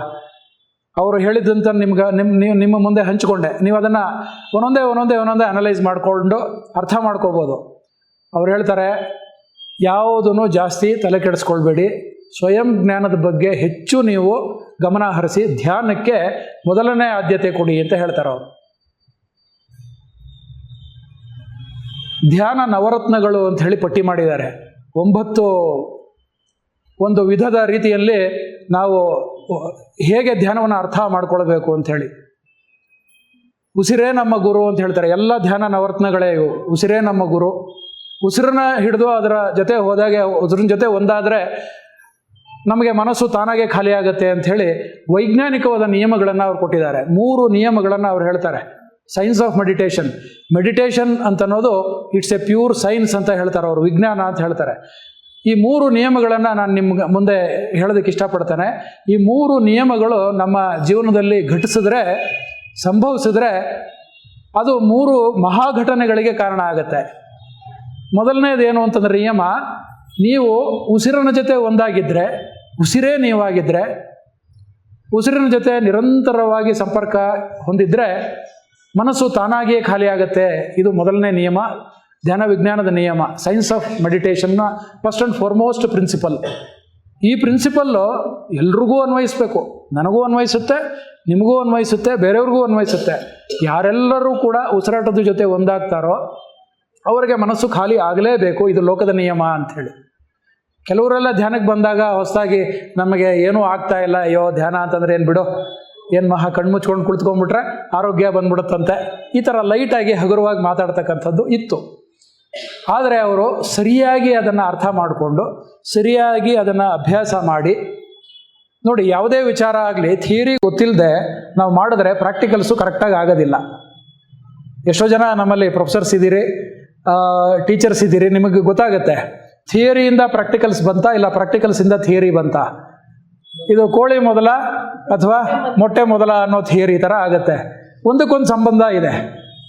ಇಷ್ಟು ಪತ್ರಿಜಿಯವರು ಥಿಯರಿ ಹೇಳಬೇಕು ಅಂತಂದರೆ ಅವರು ಸಾವಿರಾರು, ಹತ್ತತ್ರ 1 ಲಕ್ಷ ಆಧ್ಯಾತ್ಮಿಕ ಪುಸ್ತಕಗಳನ್ನು ಓದಿದ್ದಾರೆ. ಥಿಯರಿ ತೊಗೊಂಡು ಅದನ್ನು ಜರಡಿ ಆಡಿಸಿ ಅದರಲ್ಲಿ ಇರ್ತಕ್ಕಂಥ ಪ್ಯೂರ್ ಎಸೆನ್ಸನ್ನು ತೆಗೆದುಕೊಂಡು ಅವರು ತಮ್ಮ ಜೀವನದಲ್ಲಿ ಅಳವಡಿಸ್ಕೊಂಡು ಅದನ್ನು ಇನ್ನೊಬ್ಬರಿಗೆ ಹೇಳಿರ್ತಕ್ಕಂಥದ್ದು. ಯಾವುದೂ ಕೂಡ ಅವರು ಬರೀ ಕೇವಲ ಥಿಯರಿಯನ್ನು ಹೇಳಿದವರಲ್ಲ, ಅದನ್ನು ಆ ಥಿಯರಿಯನ್ನು ಅಳವಡಿಸ್ಕೊಂಡು ಅದನ್ನು ಸಾಧನೆಯನ್ನು ಮಾಡಿ ಸಿದ್ಧಿಯನ್ನು ಗಳಿಸಿ ಹೇಳಿರ್ತಕ್ಕಂಥದ್ದು. ಆದ್ದರಿಂದ ನಾವು ಕೂಡ ಮತ್ತೆ ಅದೇ ಕೆಲಸವನ್ನು ಮಾಡೋ ಅವಶ್ಯಕತೆ ಇಲ್ಲ. ಅದು ತುಂಬ ಚೆನ್ನಾಗಿ ಹೇಳ್ತಾರೆ ಪತ್ರಿಜಿ. ಹುಡುಕ್ತಾ ಇದ್ದೀವಿ ನಾವು, ಆದರೆ ನಮಗಿನ್ನೂ ಸಿಕ್ಕೇ ಇಲ್ಲ. ಹುಡುಕೋದು ತಪ್ಪು ಅಂತ ನಾವು ಹೇಳಲ್ಲ, ಆದರೆ ಹುಡುಕೋದ್ರಲ್ಲೂ ಒಂದು ಸ್ವಲ್ಪ ವೈಜ್ಞಾನಿಕತೆ ಬೆಳೆಸ್ಕೊಳ್ಬೇಕು ನಾವು ಅಂತಂತ ಹೇಳ್ತಾರೆ. ಏನು ಹಾಗಂದ್ರೆ ಅಂತಂದರೆ, ಬುದ್ಧ ಆಗಿನ ಕಾಲಕ್ಕೆ 2500 ವರ್ಷಗಳ ಹಿಂದೆ 500 ಜನ ಗುರುಗಳ ಹತ್ರ ಹೋಗಿ ಆತನಿಗೆ ಏನೋ ತೃಪ್ತಿನೇ ಆಗೋದಿಲ್ಲ. ಆದರೆ ಸ್ವಯಂ ತಾನೇ ಒಂದು ಕಡೆ ಕುಳಿತು ಉಸಿರಾಟದ ಮೇಲೆ ಗಮನ ಹರಿಸಿ, ನನಗೆ ಆತ್ಮಸಾಕ್ಷಾತ್ಕಾರ ಆಗೋ ತನಕ ನಾನು ಇಲ್ಲಿಂದ ಎದ್ದೇಳಲ್ಲ ಅಂಥೇಳಿ ಮಹಾಸಂಕಲ್ಪವನ್ನು ಮಾಡಿ ಕುಳಿತುಕೊಂಡು, ಏನೂ ಬೇಡಪ್ಪ ನನಗೆ ಅಂಥೇಳಿ ಸುಮ್ಮನೆ ಕೂತಾಗ ಉಸಿರಿನ ಮೇಲೆ ಗಮನ ಹೋಯಿತು. ಉಸಿರಿನಲ್ಲಿ ಏನೋ ವಿಶೇಷತೆ ಇದೆ ಅಂತ ಅನ್ನಿಸ್ತು. ಉಸಿರನ್ನೇ ಗಮನ ಹರಿಸ್ತಾ ಜಾವಗಳು ಕಳೆದೋಯ್ತು. ಒಂದೊಂದು ಜಾವದಲ್ಲಿ ಆತನಿಗೆ ಆಳವಾಗಿ ತನ್ನ ಹಿಂದಿನ ಜನ್ಮಗಳನ್ನೆಲ್ಲ ನೋಡಿಕೊಂಡು ಎಲ್ಲವೂ ಕೂಡ ಆತನ ಮುಂದೆ ಬಂದು ನಿಂತೋಯ್ತು. ಹೀಗೆ ಅಂಥೇಳಿ ಜ್ಞಾನ ಉದಯವಾಯಿತು ಅಂಥೇಳಿ.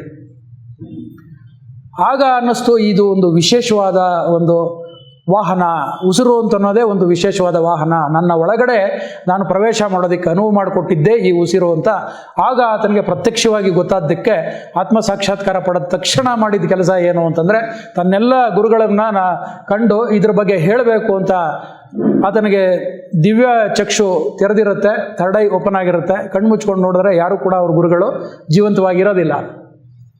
ಸರಿ, ನನ್ನ ಸ್ನೇಹಿತರು ಶಿಷ್ಯರು ಎಲ್ಲಿದ್ದಾರೆ ಅಂತ ನೋಡಿ ಅವ್ರನ್ನ ಹುಡುಕಿ ಮೊಟ್ಟಮೊದಲನೇ ಬಾರಿಗೆ ಧರ್ಮೋಪದೇಶವನ್ನು ಮಾಡಿರ್ತಕ್ಕಂಥದ್ದು ಸಾರನಾಥದಲ್ಲಿ, ನಿಮಗೆಲ್ಲ ಗೊತ್ತಿರುವಂಥ ವಿಚಾರ. ಹಾಗೆ ಪತ್ರಿ ಸರ್ ಅವರು ಕೂಡ ಅವರಿಗೆ ಆತ್ಮಸಾಕ್ಷಾತ್ಕಾರ ಆದ ತಕ್ಷಣ ಅವರು ಕೂಡ ಇನ್ನು ನಾನು ಸುಮ್ಮನೆ ಕುಳಿತುಕೊಳ್ಳುವಂಥ ಕೆಲಸ ಅಲ್ಲ ಇದು ಅಂಥೇಳಿ ಕಾಲಿಗೆ ಚಕ್ರ ಕಟ್ಟಿಕೊಂಡ ರೀತಿಯಲ್ಲಿ ಹಳ್ಳಿನ ಸುತ್ತಿದ್ರು. ನಗರಗಳನ್ನು ಸುತ್ತಿದ್ರು, ರಾಜ್ಯಗಳನ್ನು ಸುತ್ತಿ ಕೊನೆಗೆ ಜಗತ್ತಿನ ಎಲ್ಲ ದೇಶಗಳನ್ನು ಕೂಡ ಸುತ್ತಿ ಆನಾಪಾನ ಸತಿ ಧ್ಯಾನ, ಬುದ್ಧನಿಗೆ ಜ್ಞಾನೋದಯ ಆದಂತಹ ಆ ಒಂದು ಮಾರ್ಗ ಅದು ಇಷ್ಟೊಂದು ಸರಳವಾಗಿದೆ ಅಂಥೇಳಿ ಅದನ್ನು ವೈಜ್ಞಾನಿಕವಾಗಿ ಅವರು ನಿರೂಪಣೆ ಮಾಡಿ ತಲುಪಿಸಿದರು. ವೈಜ್ಞಾನಿಕವಾಗಿ ಅಂತಂದಾಗ ಇನ್ನೊಂದು ಅಂಶವನ್ನು ನಾನಿಲ್ಲಿ ಸೇರಿಸಿ ಹೇಳಬೇಕು. ಶಿವ ಈಶ್ವರ ಮಾಡಿದಂತಹ ಆ ಒಂದು ಉಸಿರಾಟದ ಮೇಲೆ ಗಮನ ಹರಿಸಿ ಮಾಡಿದಂತಹ ಧ್ಯಾನ ಬುದ್ಧನ ಕಾಲಕ್ಕೆ ಆನಾಪಾನ ಸತಿ ಅಂತ ಕರೆಸ್ಕೊಳ್ತು. ಆನ ಅಂತಂದರೆ ಉಸಿರು ಒಳಬರೋದು, ಅಪಾನ ಅಂತಂದರೆ ಉಸಿರು ಹೊರಬಿಡೋದು, ಸತಿ ಅಂತಂದರೆ ಜೊತೆಯಲ್ಲಿರೋದು ಅಂತ ಆಗಿನ ಕಾಲದ ಪಾಳಿ ಭಾಷೆಯ ಪದ ಅದು. ಆಗಿನ ಕಾಲಕ್ಕೆ ಆನಾಪಾನ ಸತಿ ಆಯಿತು. ಈಗಿನ ಕಾಲಕ್ಕೆ ಪತ್ರಿಜಿಯವರ ಕಾಲಕ್ಕೆ ಅದು ಪಿರಮಿಡ್ ಧ್ಯಾನವಾಗಿ ಪರಿವರ್ತನೆ ಆಯಿತು. ಹೇಗಾಯಿತು ಇದು ಪಿರಮಿಡ್ ಧ್ಯಾನ? ಬಹಳ ಆಸಕ್ತಿಕರವಾದ ವಿಚಾರಗಳಿದೆ ಇದರಲ್ಲಿ. ಪಿರಮಿಡ್ ಅಂತಂತಂದರೆ ಬಹಳ ಜನಕ್ಕೆ ಗೊತ್ತಿರೋದು. ಆ ಪದವನ್ನು ಹೇಳ್ತಾ ಇದ್ದಂಗೆ ಕೆಲವರು ಆ ಈಜಿಪ್ಟ್ನಲ್ಲಿ ರಾಜರುಗಳೆಲ್ಲ ಸತ್ತಾಗ ಅವರ ಶವ ಸಂಸ್ಕಾರವನ್ನು ಮಾಡಲಿಕ್ಕೆ, ಶವಗಳು ಕೆಟ್ಟು ಹೋಗದೇ ಇರೋ ಥರ ಅವ್ರನ್ನ ಇಡೋದಕ್ಕೆ ಕಟ್ಟಿದಾರಲ್ಲ ಕಟ್ಟಡ, ಅದು ತಾನೇ? ಅದು ಯಾವ ಮಹಾ ದುರಂತ ಅಂತಂದರೆ ಇವತ್ತು ಆಧ್ಯಾತ್ಮಿಕ ವ್ಯಕ್ತಿ ಅಂತ ಅನ್ನಿಸ್ಕೊಂಡವ್ರೊಬ್ಬರು, ಅವ್ರ ಹೆಸರು ಬೇಡ, ಅವರು ಕೂಡ ಧ್ಯಾನಕ್ಕೂ ಪಿರಮಿಡ್ಗೂ ಏನೇನೂ ಸಂಬಂಧ ಇಲ್ಲ ಅಂತ ಹೇಳ್ಬಿಟ್ರು. ಅದು ಯಾರು ಅಂತ ನಿಮಗೂ ಗೊತ್ತಿರಬೇಕು, ಯೂಟ್ಯೂಬ್ನಲ್ಲಿ ಎಲ್ಲ ನಿಮಗೆ ಬಂದಿರುತ್ತೆ. ನೀವು ಧ್ಯಾನವನ್ನು ಮಾಡಿರ್ದಿರೋ ಇಲ್ವೋ ಗೊತ್ತಿಲ್ಲ, ಈಜಿಪ್ಟ್ನಲ್ಲಿ ಇರ್ತಕ್ಕಂಥ ಪಿರಮಿಡ್ ನೋಡಿದಿರೋ ಇಲ್ವೋ, ಅದರೊಳಗಡೆ ಹೋಗಿ ಅನುಭವಿಸಿದಿರೋ ಇಲ್ವೋ ಗೊತ್ತಿಲ್ಲ. ಇವೆರಡನ್ನೂ ಕೂಡ ಕಂಬೈನ್ ಮಾಡಿ, ಸಂಯೋಜನೆ ಮಾಡಿ, ಮನಸ್ಸಿನ ಆಲೋಚನೆಗಳನ್ನು ತಗ್ಗಿಸಿ ಆಲೋಚನಾರಹಿತ ಸ್ಥಿತಿ ತಲುಪೋದಕ್ಕೆ ಈ ಪ್ರಾಣಶಕ್ತಿ ಅಂತನ್ನೋದು ಪೂರಕವಾಗಿದೆ ಅಂತನ್ನೋ ವಿಜ್ಞಾನದ ಬಗ್ಗೆ ನಿಮಗೆ ಗೊತ್ತಿದೆಯೋ ಗೊತ್ತಿಲ್ಲ.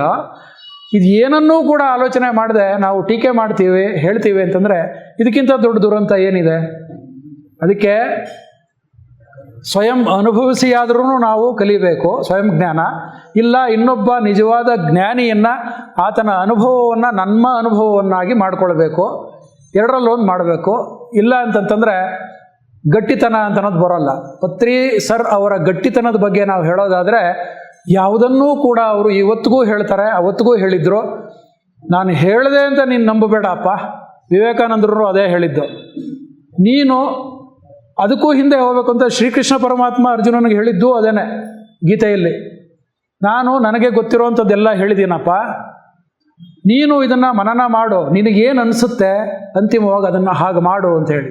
ಯಥಾ ಇಚ್ಛಸಿ ತಥಾ ಕುರು ಅಂತೇಳಿ ನಮ್ಮ ಭಾರತೀಯ ಪರಂಪರೆ, ಋಷಿಮುನಿಗಳ ಪರಂಪರೆ, ನಮ್ಮ ಸನಾತನ ಧರ್ಮದಲ್ಲಿ ಬಂದಿರುವಂಥದ್ದು ಇದು. ಯಥಾ ಇಚ್ಛಸಿ ತಥಾ ಕುರು. ಆದರೆ ಸುಮ್ಮನೆ ಯಾರೋ ಹೇಳಿದ್ರು ಅಂಥೇಳಿ ಒಪ್ಕೊಳ್ಳೋಕೆ ಹೋಗಬೇಡ.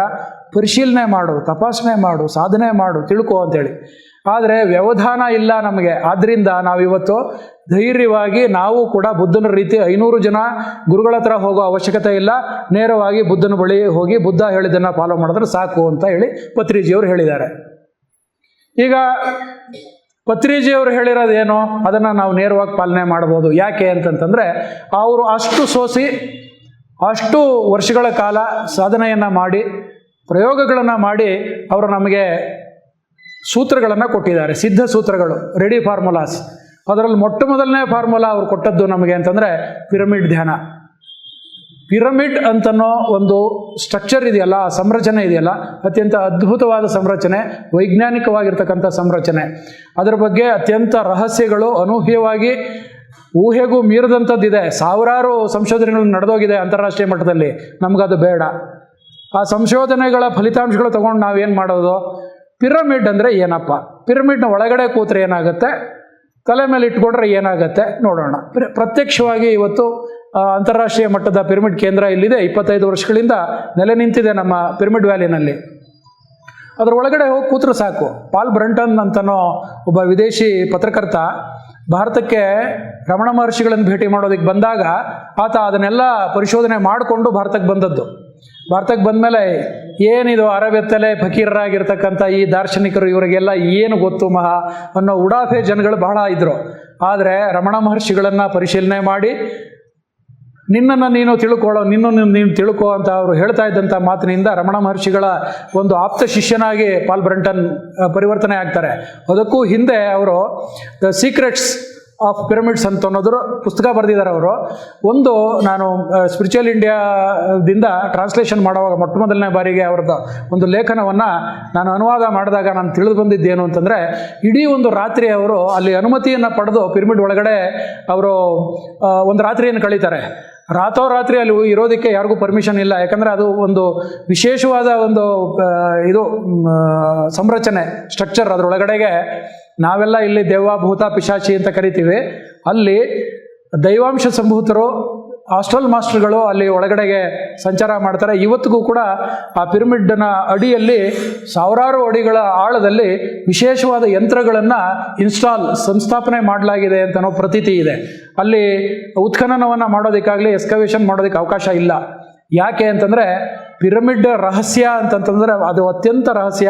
ಭೂಮಿಯ ಒಂದು ಗುರುತ್ವಾಕರ್ಷಣ ಶಕ್ತಿ, ಸೂರ್ಯ ಮತ್ತು ಚಂದ್ರರ ನಡುವೆ ಇರತಕ್ಕಂಥ ಏನು ಸಂಬಂಧಗಳಿದ್ದಾವೆ, ಈ ಸಂಬಂಧ ಯಾವುದೋ ಒಂದು ಸಂದರ್ಭದಲ್ಲಿ ಅದು ವ್ಯತ್ಯಾಸ ಆಗುತ್ತೆ ಅಂತ ಹೇಳಿ ಅನ್ಯಗ್ರಹ ಜೀವಿಗಳಿಗೆ ಅನ್ನಿಸಿದಾಗ ಅನ್ಯಗ್ರಹ ಜೀವಿಗಳು ಇಲ್ಲಿ ಬಂದು ಭೂಮಿಯನ್ನು ಕಾಪಾಡೋ ಒಂದು ಕಾರಣಕ್ಕಾಗಿ ಏನೋ ಸಮಭಾಜಕ ವೃತ್ತ ಅಂದರೆ ಈಕ್ವೆಡಾರ್ ಅಂತ ನಾವೇನು ಕರಿತೀವಿ, ಆ ಜಾಗದಲ್ಲಿ ಒಂದು ಈ ರೀತಿ ಒಂದು ಸಂರಚನೆಯನ್ನು ಸ್ಥಾಪನೆ ಮಾಡಿ ವಿಶ್ವದಿಂದ ಕಾಸ್ಮಿಕ್ ಎನರ್ಜಿಯನ್ನು ಹೆಚ್ಚು ಹೆಚ್ಚು ಪ್ರಮಾಣದಲ್ಲಿ ಸೆಳೆದು ಅಲ್ಲಿ ಇನ್ಸ್ಟಾಲ್ ಮಾಡಿ ಭೂಮಿಯ ಇಡೀ ಗುರುತ್ವಾಕರ್ಷಣವನ್ನು ಸಮತೋಲನಗೊಳಿಸಿದ್ರು ಅಂತನ್ನೋದು ಒಂದು ಅಧ್ಯಯನದಿಂದ ಬಂದಿರತಕ್ಕಂಥ ವರದಿ.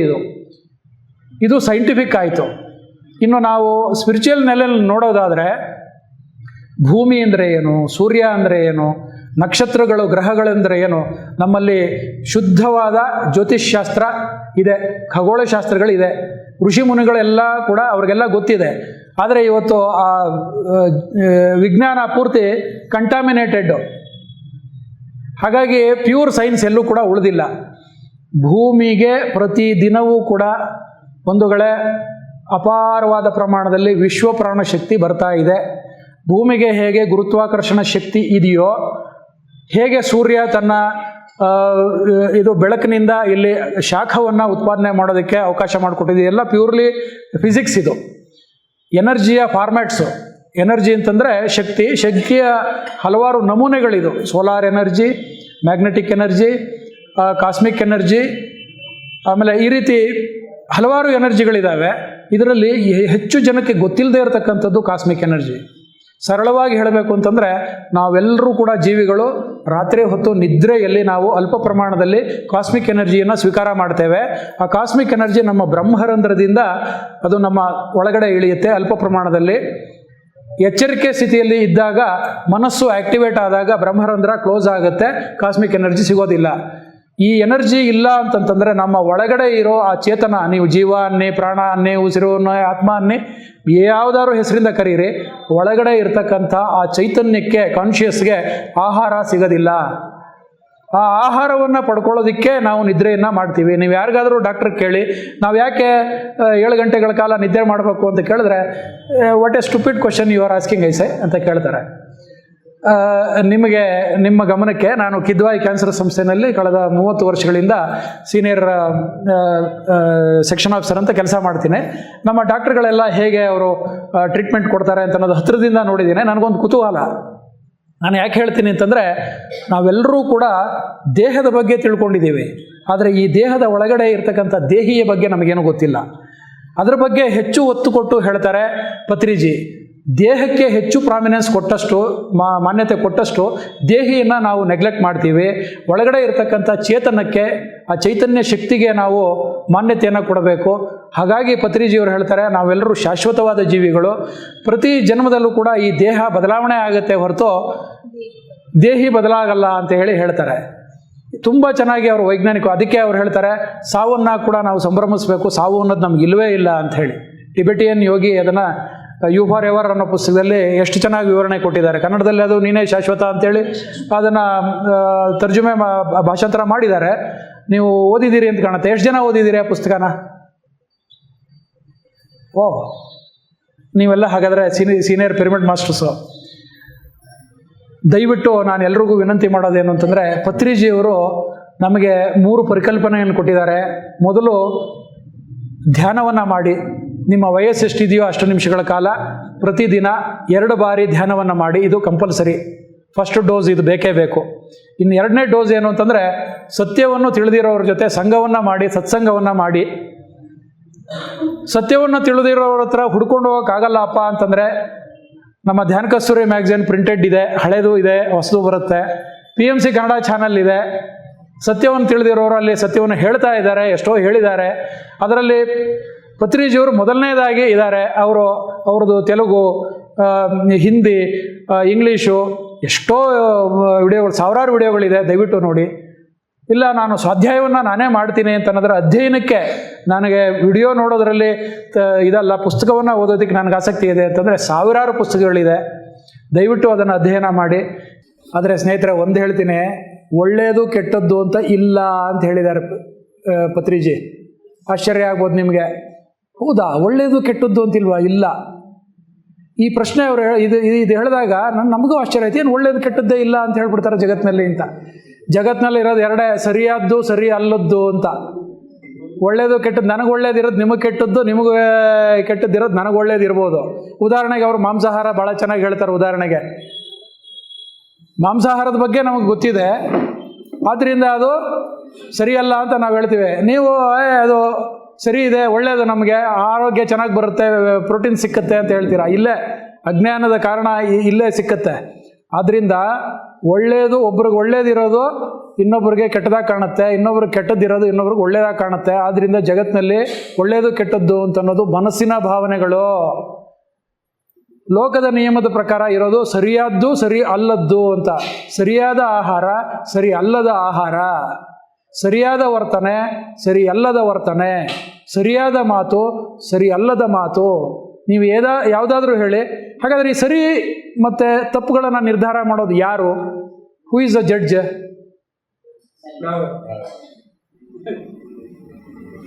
ನಮ್ಮ ಜ್ಞಾನ, ನಮ್ಮ ನಾಲೆಡ್ಜ್ ಇರೋ ವ್ಯಕ್ತಿಗೆ ಸರಿ ತಪ್ಪುಗಳು ಅರ್ಥ ಆಗುತ್ತೆ. ನಾಲೆಡ್ಜ್ ಅಂದ್ರೆ ಏನು? ಲೋಕದ ನಿಯಮಗಳು, ಯೂನಿವರ್ಸಲ್ ಲಾಸ್. ನಾವು ಕರೆಕ್ಟಾಗಿ ಅರ್ಥ ಮಾಡ್ಕೋಬೇಕಾದ ಜಗತ್ತಿನ ನಿಯಮಗಳನ್ನು ನಾವು ಸರಿಯಾಗಿ ಅರ್ಥ ಮಾಡಿಕೊಂಡ್ರೆ ಆಗ ಅದನ್ನೇ ನಾವು ಜ್ಞಾನ ಅಂತ ಅಂದ್ಕೊಳ್ತೀವಿ. ಜಗತ್ತಿನ ನಿಯಮಗಳನ್ನು ತಿಳ್ಕೊಂಡಿರ್ತಕ್ಕಂತಹ ಜ್ಞಾನಿಗಳಿಂದ ನಾವು ಪಡ್ಕೊಂಡ್ರೆ, ಅವರ ಅನುಭವದಿಂದ ನಾವು ತಿಳ್ಕೊಂಡ್ರೆ ನಾವು ಕೂಡ ಜ್ಞಾನಿಗಳಾಗ್ತೀವಿ. ಅದು ಥಿಯರಿ ಇರೋದನ್ನು ನಾವು ಪ್ರಾಕ್ಟಿಕಲ್ಸ್ ಆಗಿ ಅದನ್ನು ಕನ್ವರ್ಟ್ ಮಾಡಿಕೊಂಡ್ರೆ ನಾವು ಕೂಡ ಅನುಭಾವಿಗಳಾಗ್ತೀವಿ. ಅನುಭವ ಅಂತ ಅನ್ನೋದು ಭಾಳ ಮುಖ್ಯ ಇರಲಿ. ಈಗ ವಿಚಾರಕ್ಕೆ ವಾಪಸ್ ಬರ್ತೇನೆ. ಸರಿ ತಪ್ಪುಗಳು ಅಂತನ್ನೋದು ಇದೆ ಹೊರತು ಒಳ್ಳೆಯದು ಕೆಟ್ಟದ್ದು ಅಂತನ್ನೋದು ಇಲ್ಲ. ನೀವು ಇದನ್ನು ಆವಾಗವಾಗ ಮನನ ಮಾಡ್ತಾ ಇರಿ. ಯಾವುದಾದ್ರೂ ಸಂದರ್ಭದಲ್ಲಿ ಇದು ಸರಿ ಇಲ್ಲ, ಇದು ತಪ್ಪು, ಇದು ಅಂತ ಯಾರು ಹೇಳಿದಾಗ ಸರಿ ತಪ್ಪುಗಳು ಅಂತನ್ನೋದು ವ್ಯಕ್ತಿಗಳ ನಡುವೆ, ಮನಸ್ಸುಗಳ ನಡುವೆ ಇರತಕ್ಕಂಥ ಇಂಟರ್ಪ್ರಿಟೇಷನ್ಸು, ಅದು ನಿರೂಪಣೆಗಳು. ಸೊ ಅದರಿಂದ ಈ ಒಳ್ಳೆಯದು ಕೆಟ್ಟದ್ದು ಅಂತನ್ನೋದು ಬಿಟ್ಟು ಸರಿ ತಪ್ಪುಗಳನ್ನು ನಾವು ಅರ್ಥ ಮಾಡ್ಕೊಳ್ಳೋಣ. ಅದೇ ನಿಜವಾದ ಜ್ಞಾನ. ಭಾಳ ಅದ್ಭುತವಾಗಿ ಪತ್ರಿಜಿಯವರು ಇದನ್ನು ಪ್ರಯೋಗಗಳನ್ನು ಮಾಡಿದ್ದಾರೆ ಅನ್ನೋದಕ್ಕೆ ಈ ಧ್ಯಾನ ವಿಜ್ಞಾನದ 3 ನಿಯಮಗಳಿದೆಯಲ್ಲ, ಹಲವಾರು ನಿಯಮಗಳಿದ್ದಾವೆ. ಆದರೆ ಅದನ್ನು ಜರಡಿ ಹಿಡಿದು ಸೋಸಿ ಅವರು ಅದನ್ನು ಗಟ್ಟಿಯಾದ 3 ಅವರು ನಮಗೆ ಕಟ್ಟಿಕೊಟ್ಟಿದ್ದಾರೆ, ಫಾರ್ಮುಲಾಸು. ಮೊದಲನೇದು ಅಂತಂತಂದರೆ ಯೂನಿವರ್ಸಲ್ ಲಾ. ಇದು ಯಾರೇ ಆದರೂ ಕೂಡ ಉಸಿರಾಟದ ಜೊತೆ ಒಂದಾಗಿದ್ದರೆ, ಉಸಿರೇ ನೀವಾಗಿದ್ದರೆ, ಉಸಿರನ್ನ ನಿರಂತರವಾಗಿ ಗಮನಿಸ್ತಾ ಇದ್ದರೆ ಮನಸ್ಸು ತಾನಾಗೇ ಖಾಲಿ ಆಗುತ್ತೆ. ಇದು ಶತಸಿದ್ಧ. ಇದು ಥಿಯರಮ್. ಇದು ಸಿದ್ಧವಾಗಿರ್ತಕ್ಕಂಥ ಫಾರ್ಮುಲಾ ಇದು. ಈಗ ನೀವು ಮಾಡ್ತಾ ಇದ್ದೀರಿ, ಆಗ್ತಾ ಇಲ್ಲ ಅಂತಂದ್ರೆ ಅದರಲ್ಲೇನೋ ವ್ಯತ್ಯಾಸ ಇದೆ. ಏನು ವ್ಯತ್ಯಾಸ ಮಾಡ್ತಾ ಇದ್ದೀರಿ ನೋಡಿ ಅಂತ ಹೇಳ್ತಾರೆ ಅವರು. ಅದಕ್ಕೆ ವೈಜ್ಞಾನಿಕವಾಗಿ ಹೇಳ್ತಾರೆ, ನಾವು ಜಪ ಮಾಡ್ತೀವಿ, ಪೂಜೆ ಮಾಡ್ತೀವಿ, ನಾಮಸ್ಮರಣೆ ಮಾಡ್ತೀವಿ, ಸ್ತೋತ್ರ ಮಾಡ್ತೀವಿ, ಅದರ ಬಗ್ಗೆ ನಿಮಗೆಲ್ಲ ಗೊತ್ತು. ಉತ್ತರ ಗೀತೆನಲ್ಲಿ ಏನು ಹೇಳಿದ್ದಾರೆ ಗೊತ್ತು. ಅದ್ರ ಬಗ್ಗೆ ನಾನು ಹೆಚ್ಚು ಹೇಳಕ್ಕೆ ಹೋಗಲ್ಲ. ಪತ್ರಿಜಿಯವರು ಏನು ಹೇಳಿದ್ದಾರೆ ಅಂತಂದರೆ, ಉಸಿರಿನ ಜೊತೆ ನೀನು ಒಂದಾಗಿಲ್ಲ ಅಂತಂದಾಗ ಆಲೋಚನೆಗಳು ತಾನಾಗೆ ಬರ್ತಾ ಇರುತ್ತೆ. ಆ ಆಲೋಚನೆಗೆ ಆಹಾರವನ್ನು ನೀನು ಹಾಕ್ತೀಯಾ ಅಂತಂತಂದರೆ ಆವಾಗ ಮನಸ್ಸು ಖಾಲಿ ಆಗೋದಿಲ್ಲ, ಆ ಆಲೋಚನಾ ಸರಣಿ ಆಗ್ತಾ ಹೋಗುತ್ತೆ. It will become A series of thoughts. ಆವಾಗ ಧ್ಯಾನಕ್ಕೆ ಕೂತಿರ್ತೀರಿ, ನಿಮಗೆ ಆಲೋಚನಾ ಸ್ಥಿತಿ ಅಂತ ಅನ್ನೋದು ಬರೋದೇ ಇಲ್ಲ, ಆಲೋಚನಾ ರಹಿತ ಸ್ಥಿತಿ ಬರೋದೇ ಇಲ್ಲ, ಸದಾ ಆಲೋಚನೆಗಳಿರುತ್ತೆ. ಹಾಗಾಗಿ ಧ್ಯಾನ ಕಲಿತಕ್ಕಂಥವ್ರು ಪ್ರತಿಯೊಬ್ಬರಿಗೂ ಕೂಡ ಇದೇ ಅನುಭವ ಆಗಿರುತ್ತೆ. ಈ ಅನುಭವ ಏನು ಅಂತಂದರೆ, ಈ ಧ್ಯಾನ ಕಲಿಯೋದು ಅಂತಂದರೆ ಒಂದು ರೀತಿ ಸೈಕಲ್ ಕಲ್ತಂಗೆ.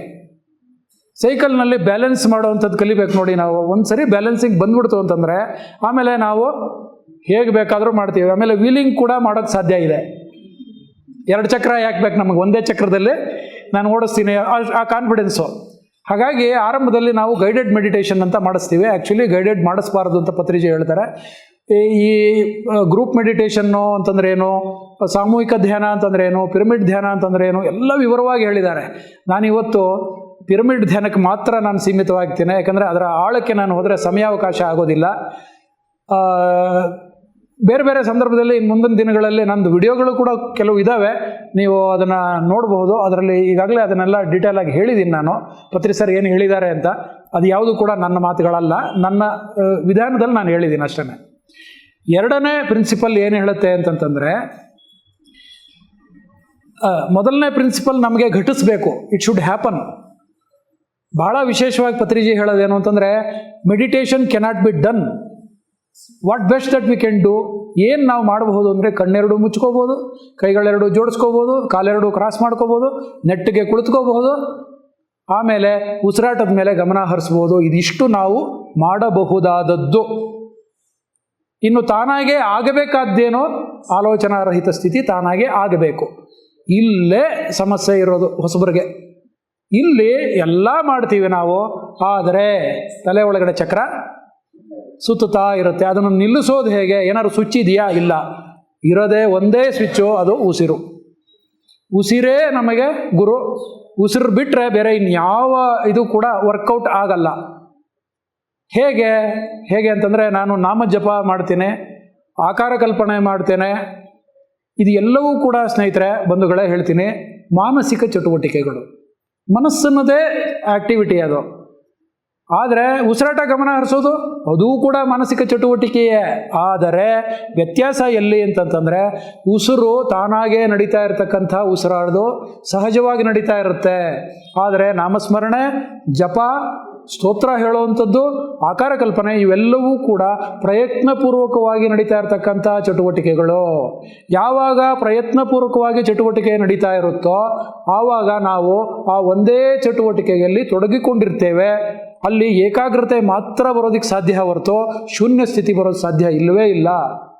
ಈ ವೈಜ್ಞಾನಿಕತೆಯನ್ನು ಎಲ್ಲರೂ ದಯವಿಟ್ಟು ಅರ್ಥ ಮಾಡಿಕೊಡ್ಬೇಕು. ಇದನ್ನು ಪತ್ರಿ ಸರ್ ತುಂಬ ವಿವರವಾಗಿ ಬಿಡಿಸಿ ಹೇಳಿರ್ತಕ್ಕಂಥದ್ದು. ಅವ್ರು ಹೇಳೋದೇನು ಅಂತಂತಂದರೆ, ಯಾಕೆ ಧ್ಯಾನದಲ್ಲಿ ಮಾನಸಿಕ ಚಟುವಟಿಕೆ ಯಾವಾಗ ಇರುತ್ತೆ ಅದು ನಮ್ಮ ಏಕಾಗ್ರತೆಯಲ್ಲಿ ಕೊನೆಗೊಳ್ಳುತ್ತೆ. ನೀವು 1 hour ನೀವು ಧ್ಯಾನ ಮಾಡಿ, ಜಪ ಮಾಡಿ, ಏಕಾಗ್ರತೆ ಅದರ ಮೇಲೇ ಕಾನ್ಸಂಟ್ರೇಷನ್ ಇರುತ್ತೆ. ಆದರೆ ಶೂನ್ಯ ಸ್ಥಿತಿ ಬರೋದು ಯಾವಾಗ? ಅದಕ್ಕೆ ಉಸಿರನ್ನ ಹರಿಸಿ, ಉಸಿರಿನ ಮೇಲೆ ನಾವು ಗಮನ ಹರಿಸಿದಾಗ ಮನಸ್ಸು ಏನಾಗುತ್ತೆ, ಪ್ರಯತ್ನಪೂರ್ವಕವಾಗಿ ಉಸಿರಾಟ ಮಾಡ್ತಕ್ಕ ಹೋಗೋದಿಲ್ಲ. ಗಮನ ಹರಿಸ್ತಾ ಹರಿಸ್ತಾ ಗಮನ ಒಂದು ಲೆವೆಲ್ಗೆ ನಿಂತೋಗ್ಬಿಡುತ್ತೆ. ಅದರ ಆಚೆಗೆ, ಆಲೋಚನೆಯ ಆಚೆಗೆ ನಾವು ಹೊರಟೋಗ್ತೀವಿ.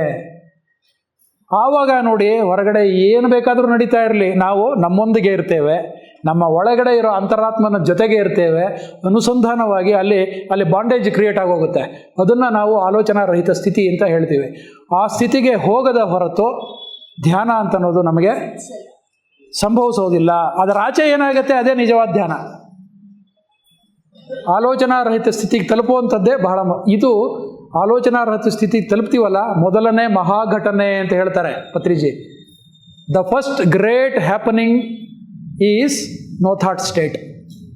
ಅದಕ್ಕೆ ಮೊದಲನೇ ನಿಯಮ ನಮ್ಮಲ್ಲಿ ಚೆನ್ನಾಗಿ ವರ್ಕ್ ಆಗಬೇಕು, ಇಂಪ್ಲಿಮೆಂಟ್ ಆಗಬೇಕು. ಆಗ್ತಾ ಇಲ್ಲ ಅಂದರೆ ದೋಷ ಎಲ್ಲಿದೆ? ಫಾರ್ಮುಲಾದಲ್ಲಿಲ್ಲ, ನಮ್ಮಲ್ಲೇ ಇದೆ. ಆಚರಣೆ ನಾವು ಮಾಡ್ತಾ ಇಲ್ಲ. ಏನೋ ಬರುತ್ತೆ, ಇಲ್ಲಿ ಕೂತ್ಕೊಂಡು ಧ್ಯಾನಕ್ಕೆ ಕೂತಿರ್ತೀರಾ, ಸತ್ಯನಾರಾಯಣನ ಕರೆಸಿರ್ತೀರಾ, ಸತ್ಯನಾರಾಯಣ ಏನೋ ಹೇಳ್ತಾ ಇದ್ದಾನೆ, 1:20 ಎಷ್ಟೊತ್ತಿಗಾಗತ್ತಪ್ಪ ಅಂತೇಳಿ ನಿಮ್ಮ ತಲೆ ಇದ್ದರೆ, ನಾನಿಲ್ಲಿ ಗೈಡೆಡ್ ಮೆಡಿಟೇಷನ್ ಮಾಡಿಸಿದ್ರೆ ಏನೂ ಪ್ರಯೋಜನ ಇಲ್ಲ. 1:20 ಆದ ತಕ್ಷಣ ಹಸಿವು ಏನೋ ತೀರ್ಬೋದು. ಇವತ್ತೇನು ಮಾಡಿಸಿದಾರೋ ಐಟಮ್ಗಳು ಗೊತ್ತಿಲ್ಲ. ಹೋದ ಸರಿ ಹೋಳಿಗೆ ಊಟ ಹಾಕ್ಸಿದ್ರು, ಈ ಸರಿ ಯಾರೋ ಸ್ಪಾನ್ಸರ್ ಮಾಡಿದಾರಂತೆ, ಏನು ಹಾಕ್ಸ್ತಾರೋ ಏನೋ ಗೊತ್ತಿಲ್ಲ. ಈ ಥರ ಏನಾಗುತ್ತೆ ಆಗುತ್ತೆ. ಆಮೇಲೆ ಆ ತಟ್ಟೆ ಸರಿಯಾಗಿ ತೊಳೆದಿರಲಿಲ್ಲ ಅವರು ಹೋದ್ಸಲಿ. ಈ ಸರಿ ತಟ್ಟೆನ ನಾನು ತೊಳ್ಕೊಂಡು ಊಟಕ್ಕೆ ಹೋಗಬೇಕು. ಏನಾಗುತ್ತೆ, ಒಂದಾದ್ಮೇಲೆ ಆಲೋಚನೆಗಳು ಬರ್ತಾ ಹೋಗುತ್ತೆ. ನೀವು ಇಲ್ಲಿ ಕೂತಿದ್ದೀರಿ ಏನಕ್ಕೆ? ಧ್ಯಾನಕ್ಕೆ. ಇಲ್ಲಿ ಗೈಡೆನ್ಸ್ ನಡೀತಾ ಇರುತ್ತೆ, ನಿಮ್ಗೆ ಆಲೋಚನೆ ಬರ್ತಾ ಇರುತ್ತೆ. You are feeding your thoughts. ಅವಾಗ ಸೀರೀಸ್ ಆಫ್ ಥಾಟ್ಸ್ ಆಗುತ್ತೆ. ಅರ್ಧ ಗಂಟೆ ಆದ್ರೂ ಕೂಡ ಇಲ್ಲಿ ಏನು ಹೇಳಿದ್ರು ಏನೂ ತಲೆ ಒಳಗಡೆ ಹೋಗಲ್ಲ, ನಿಮ್ಮ ಆಲೋಚನೆಯಲ್ಲಿ ನೀವಿರ್ತೀರಾ. This is what the problem is. ಇದು ಸಮಸ್ಯೆ. ಅದಕ್ಕೆ ಏನು ಮಾಡಬೇಕು ಅಂತಂದರೆ, ಇದು ಒಂಥರ ಆಟ. ಧ್ಯಾನ ಕಲಿಯೋದು ಒಂದು ಗೇಮ್. ಈ ಗೇಮ್ನಲ್ಲಿ ಉಸಿರನ್ನ ಗಮನ ಹರಿಸೋದು ಒಂದು ಟಾಸ್ಕು. ಈ ಟಾಸ್ಕ್ನಲ್ಲಿ ನೀವು ಗೆಲ್ಲಬೇಕೇ ಹೊರತು ನಿಮ್ಮ ಮನಸ್ಸನ್ನು ಗೆಲ್ಲೋಕೆ ಬಿಡಬಾರ್ದು. ನನಗೂ ಇದು ಸಮಸ್ಯೆ ಇತ್ತು. ಆರಂಭದಲ್ಲಿ ಧ್ಯಾನವನ್ನು ಕಲಿಯುವಾಗ ಈ ಪ್ರಾಬ್ಲಮ್ ಇತ್ತು. ಈ ಪ್ರಾಬ್ಲಮನ್ನು ನಾನು ಹೀಗೆ ಅನಲೈಸ್ ಮಾಡಿಕೊಂಡೆ. Cut your thought there itself ಅಂತ ಸೀನಿಯರ್ ಪಿರಮಿಡ್ ಮಾಸ್ಟರ್ಸ್ ಹೇಳ್ತಾ ಇದ್ರು. ಏನು ಕಟ್ ಮಾಡೋದು? ಚಾಕು ಇದೆಯಾ, ಕತ್ರೆ ಇದೆಯಾ ಅಲ್ಲಿ? ಹೆಂಗೆ ಕಟ್ ಮಾಡೋದು ಗೊತ್ತಿಲ್ಲ. ಆಮೇಲೆ ಗೊತ್ತಾಯಿತು, come back to your breath ಅಂತ ಹೇಳ್ತಾರೆ. ಅಂದರೆ ಆಲೋಚನೆಯನ್ನು ಅಲ್ಲೇ ಬಿಟ್ಟು ವಾಪಸ್ಸು ಉಸಿರಾಟದ ಮೇಲೆ ಬಾ ಅಂತ ಹೇಳ್ತಾರೆ. ಓಹೋ, that is called cutting the thought. ಥಾಟನ್ನು ಥಾಟಿಂದನೇ ಕತ್ತರಿಸ್ಬೇಕು, ಆಲೋಚನೆಯನ್ನು ಆಲೋಚನೆಯಿಂದನೇ ಕತ್ತರಿಸ್ಬೇಕು. ಕುಳಿತಿದ್ದೀವಿ, ಆಲೋಚನೆಗಳು ಬರ್ತಾ ಇದೆ, ನಮಗೆ ಅರಿವು ಇದೆ, ಓ ನಾನು ಯೋಚನೆ ಮಾಡ್ತಾ ಇದ್ದೀನಿ, ಧ್ಯಾನಕ್ಕೆ ಕೂತಿದ್ದೀನಿ, ಇದೇನು ಧ್ಯಾನ ಆಗ್ತಾ ಇಲ್ವಲ್ಲ ಅಂತ. ಸೊ ಅಲ್ಲಿಗೆ ನೀವು ಒಂದು ಆಲೋಚನೆ ಬಿಡಬೇಕಲ್ಲಿ. ಏನು ಅಂತಂದರೆ, ಧ್ಯಾನ ಅಂದರೆ ಏನು? ಉಸಿರಾಟದ ಮೇಲೆ ಗಮನ. ನಾನೇನು ಮಾಡ್ತಾ ಇದ್ದೀನಿ? ಆಲೋಚನೆ ಮಾಡ್ತಾ ಇದ್ದೀನಿ. ಬಿಟ್ಬಿಡಿ ಅದಲ್ಲಿಗೆ, ಉಸಿರಾಟದ ಮೇಲೆ ವಾಪಸ್ ಬನ್ನಿ. This is the trick. ವಾಪಸ್ ಬರ್ತಾ ಇರ್ತೀರಾ, ಮತ್ತೆ ಒಂದು ನಿಮಿಷ, ಒಂದು 30 ಸೆಕೆಂಡು, 1 ನಿಮಿಷ ಉಸಿರಾಟದ ಮೇಲೆ ಗಮನ ಹರಿಸಿ ಮತ್ತೆ ಒಂದು ಥಾಟ್ ಬರುತ್ತೆ. ಇದು ಗೇಮು. ಇದರಲ್ಲಿ ಮತ್ತೆ ನೀವು ವಾಪಸ್ ಬರಬೇಕು. ಬರ್ತಾ ಬರ್ತಾ ಈ ಆಟದಲ್ಲಿ ನೀವು ಪ್ರಾಮಾಣಿಕವಾಗಿ ಇದ್ದಾಗ, ಅರಿವು ಎಚ್ಚರಿಕೆ ಸ್ಥಿತಿಯಿಂದ ಇಟ್ಕೊಂಡಿದ್ದಾಗ, ಕೆಲವರು ನಿದ್ದೆ ಹೊಟ್ಟೋಗ್ತಾರೆ ಬಿಡಿ, ಅದಕ್ಕೆ ಕಾರಣಗಳು ಬೇರೆ ಇದೆ, ಅದು ಯಾಕೆ ಬೇಡ. ಈಗ ಧ್ಯಾನ ಕಲಿತಾ ಇದ್ದೀರಿ ನೀವು ಅಂತಂದಾಗ ಈ ಆಟದಲ್ಲಿ ನಿಮ್ಮ ಮನಸ್ಸು ಗೆಲ್ಲೋದಕ್ಕೆ ಬಿಡಬಾರ್ದು. ನಿಮ್ಮ ಮನಸ್ಸು ಗೆಲ್ಲೋದಕ್ಕೆ ಬಿಟ್ಟರೆ 1 ಗಂಟೆ ಸಮಯ ಹೋಗಿರುತ್ತೆ, ನಿಮಗೆ ಧ್ಯಾನ ಅಂತ ಅನ್ನೋದು ಸಂಭವಿಸೋದಿಲ್ಲ. ಆಲೋಚನಾ ರಹಿತ ಸ್ಥಿತಿಗೆ ತಲುಪೋಕ್ಕೆ ಸಾಧ್ಯನೇ ಇಲ್ಲ. ಹೀಗಾಗುತ್ತೆ. ಆವಾಗ ಈ ಆಟದಲ್ಲಿ ನೀವು ಗೆದ್ದ ದಿನ, ಗೆದ್ದ ಸಮಯ, ಒಂದು ಪಾಯಿಂಟ್ ಡೇ, ಒಂದು point time, it will come. Practice ಮಾಡ್ತಾ ಮಾಡ್ತಾ ಮಾಡ್ತಾ ಬರುತ್ತೆ. ಬಂದಾಗ ಆನಂದದ ಸ್ಥಿತಿ ನೋಡಿ ಆಗ ಆರಂಭ ಆಗುತ್ತೆ. ಇದು ನಮ್ಮೆಲ್ಲರ ಎಕ್ಸ್ಪೀರಿಯೆನ್ಸು, ಸೀನಿಯರ್ ಪಿರಮಿಡ್ ಮಾಸ್ಟರ್ಸ್ ಎಲ್ಲರದ್ದು ಎಕ್ಸ್ಪೀರಿಯೆನ್ಸು. ಮನೆಯಲ್ಲಿ ಕೂತಿರ್ತೀರಾ, ಧ್ಯಾನ ಸ್ಥಿತಿಗೆ ಹೊಟ್ಟೋಗಿದ್ದೀರಾ, ಪಕ್ಕದ ಮನೆಯವರು ನಮ್ಮ ಮನೆಯವರು ಮಾತಾಡ್ತಾ ಇರ್ತಾರೆ, ಆದರೆ ನಿಮಗದು ಡಿಸ್ಟರ್ಬ್ ಆಗೋದಿಲ್ಲ. ಯಾಕೆ ಅಂತಂದರೆ ನಾವು already we have reached that stage. ನಮಗೆ ಅರಿವಿಗೆ ಬರುತ್ತೆ, ನಮ್ಮ ಅರಿವಿಗೆ ಬರುತ್ತೆ, ನಮ್ಮ ಮನೆಯವರು ಪಕ್ಕದ ಮನೆಯವ್ರ ಜೊತೆ ಮಾತಾಡ್ತಾ ಇದ್ದಾರೆ ಅನ್ನೋ ಅರಿವಿಗೆ ಬರುತ್ತೆ. ಆದರೆ ಅದು ನಮಗೆ ತೊಂದರೆ ಕೊಡೋದಿಲ್ಲ. ಮನೆಯಲ್ಲಿ ಅಡುಗೆ ಮನೆಯಲ್ಲಿ ಪಾತ್ರೆ ಬೀಳುತ್ತೆ, ನಮಗೆ ಗೊತ್ತಾಗುತ್ತೆ ಪಾತ್ರೆ ಬಿತ್ತು ಅಂತ, ಆದರೆ ನಮ್ಮ ಧ್ಯಾನಕ್ಕೆ ಅದು ಅಡ್ಡಿಯಾಗಲ್ಲ. ಯಾವಾಗ ಅಂತಂದರೆ ನಾವು ಆ ಸ್ಥಿತಿಗೆ ತಲುಪಿಬಿಟ್ಟ ಮೇಲೆ ನಮ್ಮನ್ನು ಯಾರೂ ಕೂಡ ಹೊರಗಡೆಯಿಂದ ಎಳೆಯೋಕ್ಕೆ ಸಾಧ್ಯ ಇಲ್ಲ. ನಾವು ನಿರ್ಧಾರ ಮಾಡಿಕೊಂಡು ನಿಧಾನವಾಗಿ ಆ ಸ್ಥಿತಿಯಿಂದ ಹೊರಬರೋ ತನಕ ಅಲ್ಲೇ ಇರ್ತೀವಿ ನಾವು. ನೀವು ಆಲೋಚನೆಗಳ ಹಿಂದೆ ಬಿದ್ದಿದ್ದೀರಿ, ಆಲೋಚನೆಗಳು ಬರ್ತಾ ಇದೆ ಅಂತಂದರೆ, ಪಾತ್ರೆ ಸದ್ದಾದಾಗ ನಿಮಗೆ ಕಿರಿಕಿರಿ ಅಂತ ಅನಿಸುತ್ತೆ, ನೀವು ಹೋಗಿ ಮನೆಯವ್ರ ಹತ್ರ ಜಗಳ ಮಾಡ್ತೀರಾ. ನಿನಗಿಷ್ಟು ಗೊತ್ತಾಗಲ್ವಾ, ನಾನು ಧ್ಯಾನಕ್ಕೆ ಕೂತಿದ್ದೀನಿ, ಒಂದು ಸ್ವಲ್ಪನೂ ಬುದ್ಧಿ ಬೇಡವಾ, ಪತ್ರಿಜಿಯವರು ಇಷ್ಟೆಲ್ಲ ಹೇಳಿದ್ದಾರೆ, ನಾನು ಸಾಧನೆ ಮಾಡೋಕ್ಕೆ ಕೂತಿದ್ದೀನಿ, ನೀನು ನೋಡಿದ್ರೆ ಪಕ್ಕದ ಮನೆಯವ್ರು ಇಷ್ಟು ಜೋರಾಗಿ ಮಾತಾಡ್ತಾ ಇದೆಯಾ ಅಂತ ಅಬ್ಜೆಕ್ಷನ್ ಮಾಡ್ತೀರಾ. ನೀವು ವ್ಯತ್ಯಾಸ ಗೊತ್ತಾಯ್ತಾ? ದೋಷ ಇರೋದೆಲ್ಲಿ? ನಮ್ಮಲ್ಲಿ. ನಾವು ಇನ್ನೊಬ್ಬರ ಮೇಲೆ ಕೋಪ ಮಾಡ್ಕೋತೀವಿ. ಅದಲ್ಲ.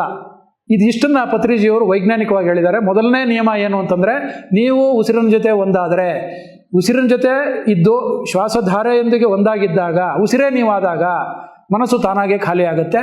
ಖಾಲಿ ಆಗಲಿಲ್ಲ ಅಂತಂದರೆ ನೀವು ಉಲ್ಟಾ ಮಾಡ್ತಿದ್ದೀರಾ. ಆದ್ದರಿಂದ ತಂತ್ರ ಉಪಯೋಗಿಸಿ ಅಲ್ಲಿ ಉಸಿರಿನ ಜೊತೆ ಒಂದಾಗಿ. ಯಾವಾಗ ನಿಮಗೆ ಆಲೋಚನಾ ರಹಿತ ಸ್ಥಿತಿ ತಲುಪ್ತಿರೋ, ಆನಂದದ ಸ್ಥಿತಿ ತಲುಪ್ತಿರೋ, ಮನಸ್ಸು ಯಾವಾಗ ಇಲ್ಲವಾಗುತ್ತೋ, ಝೀರೋ ಮೈಂಡ್, ನೋ ಮೈಂಡ್. ನೋಡಿ ಎಷ್ಟು ಚೆನ್ನಾಗಿ ಹೇಳ್ತಾರೆ, many thoughts to one thought, one to none ಅಂತ ಕಾಯಿನ್ ಮಾಡಿದ್ದಾರೆ ಪತ್ರಿಸರು. ಮೆನಿ ಥಾಟ್ಸ್ ಅಂತಂದರೆ ಹಲವಾರು ಆಲೋಚನೆಗಳು, ಜಾಗೃತ ಮನಸ್ಸು.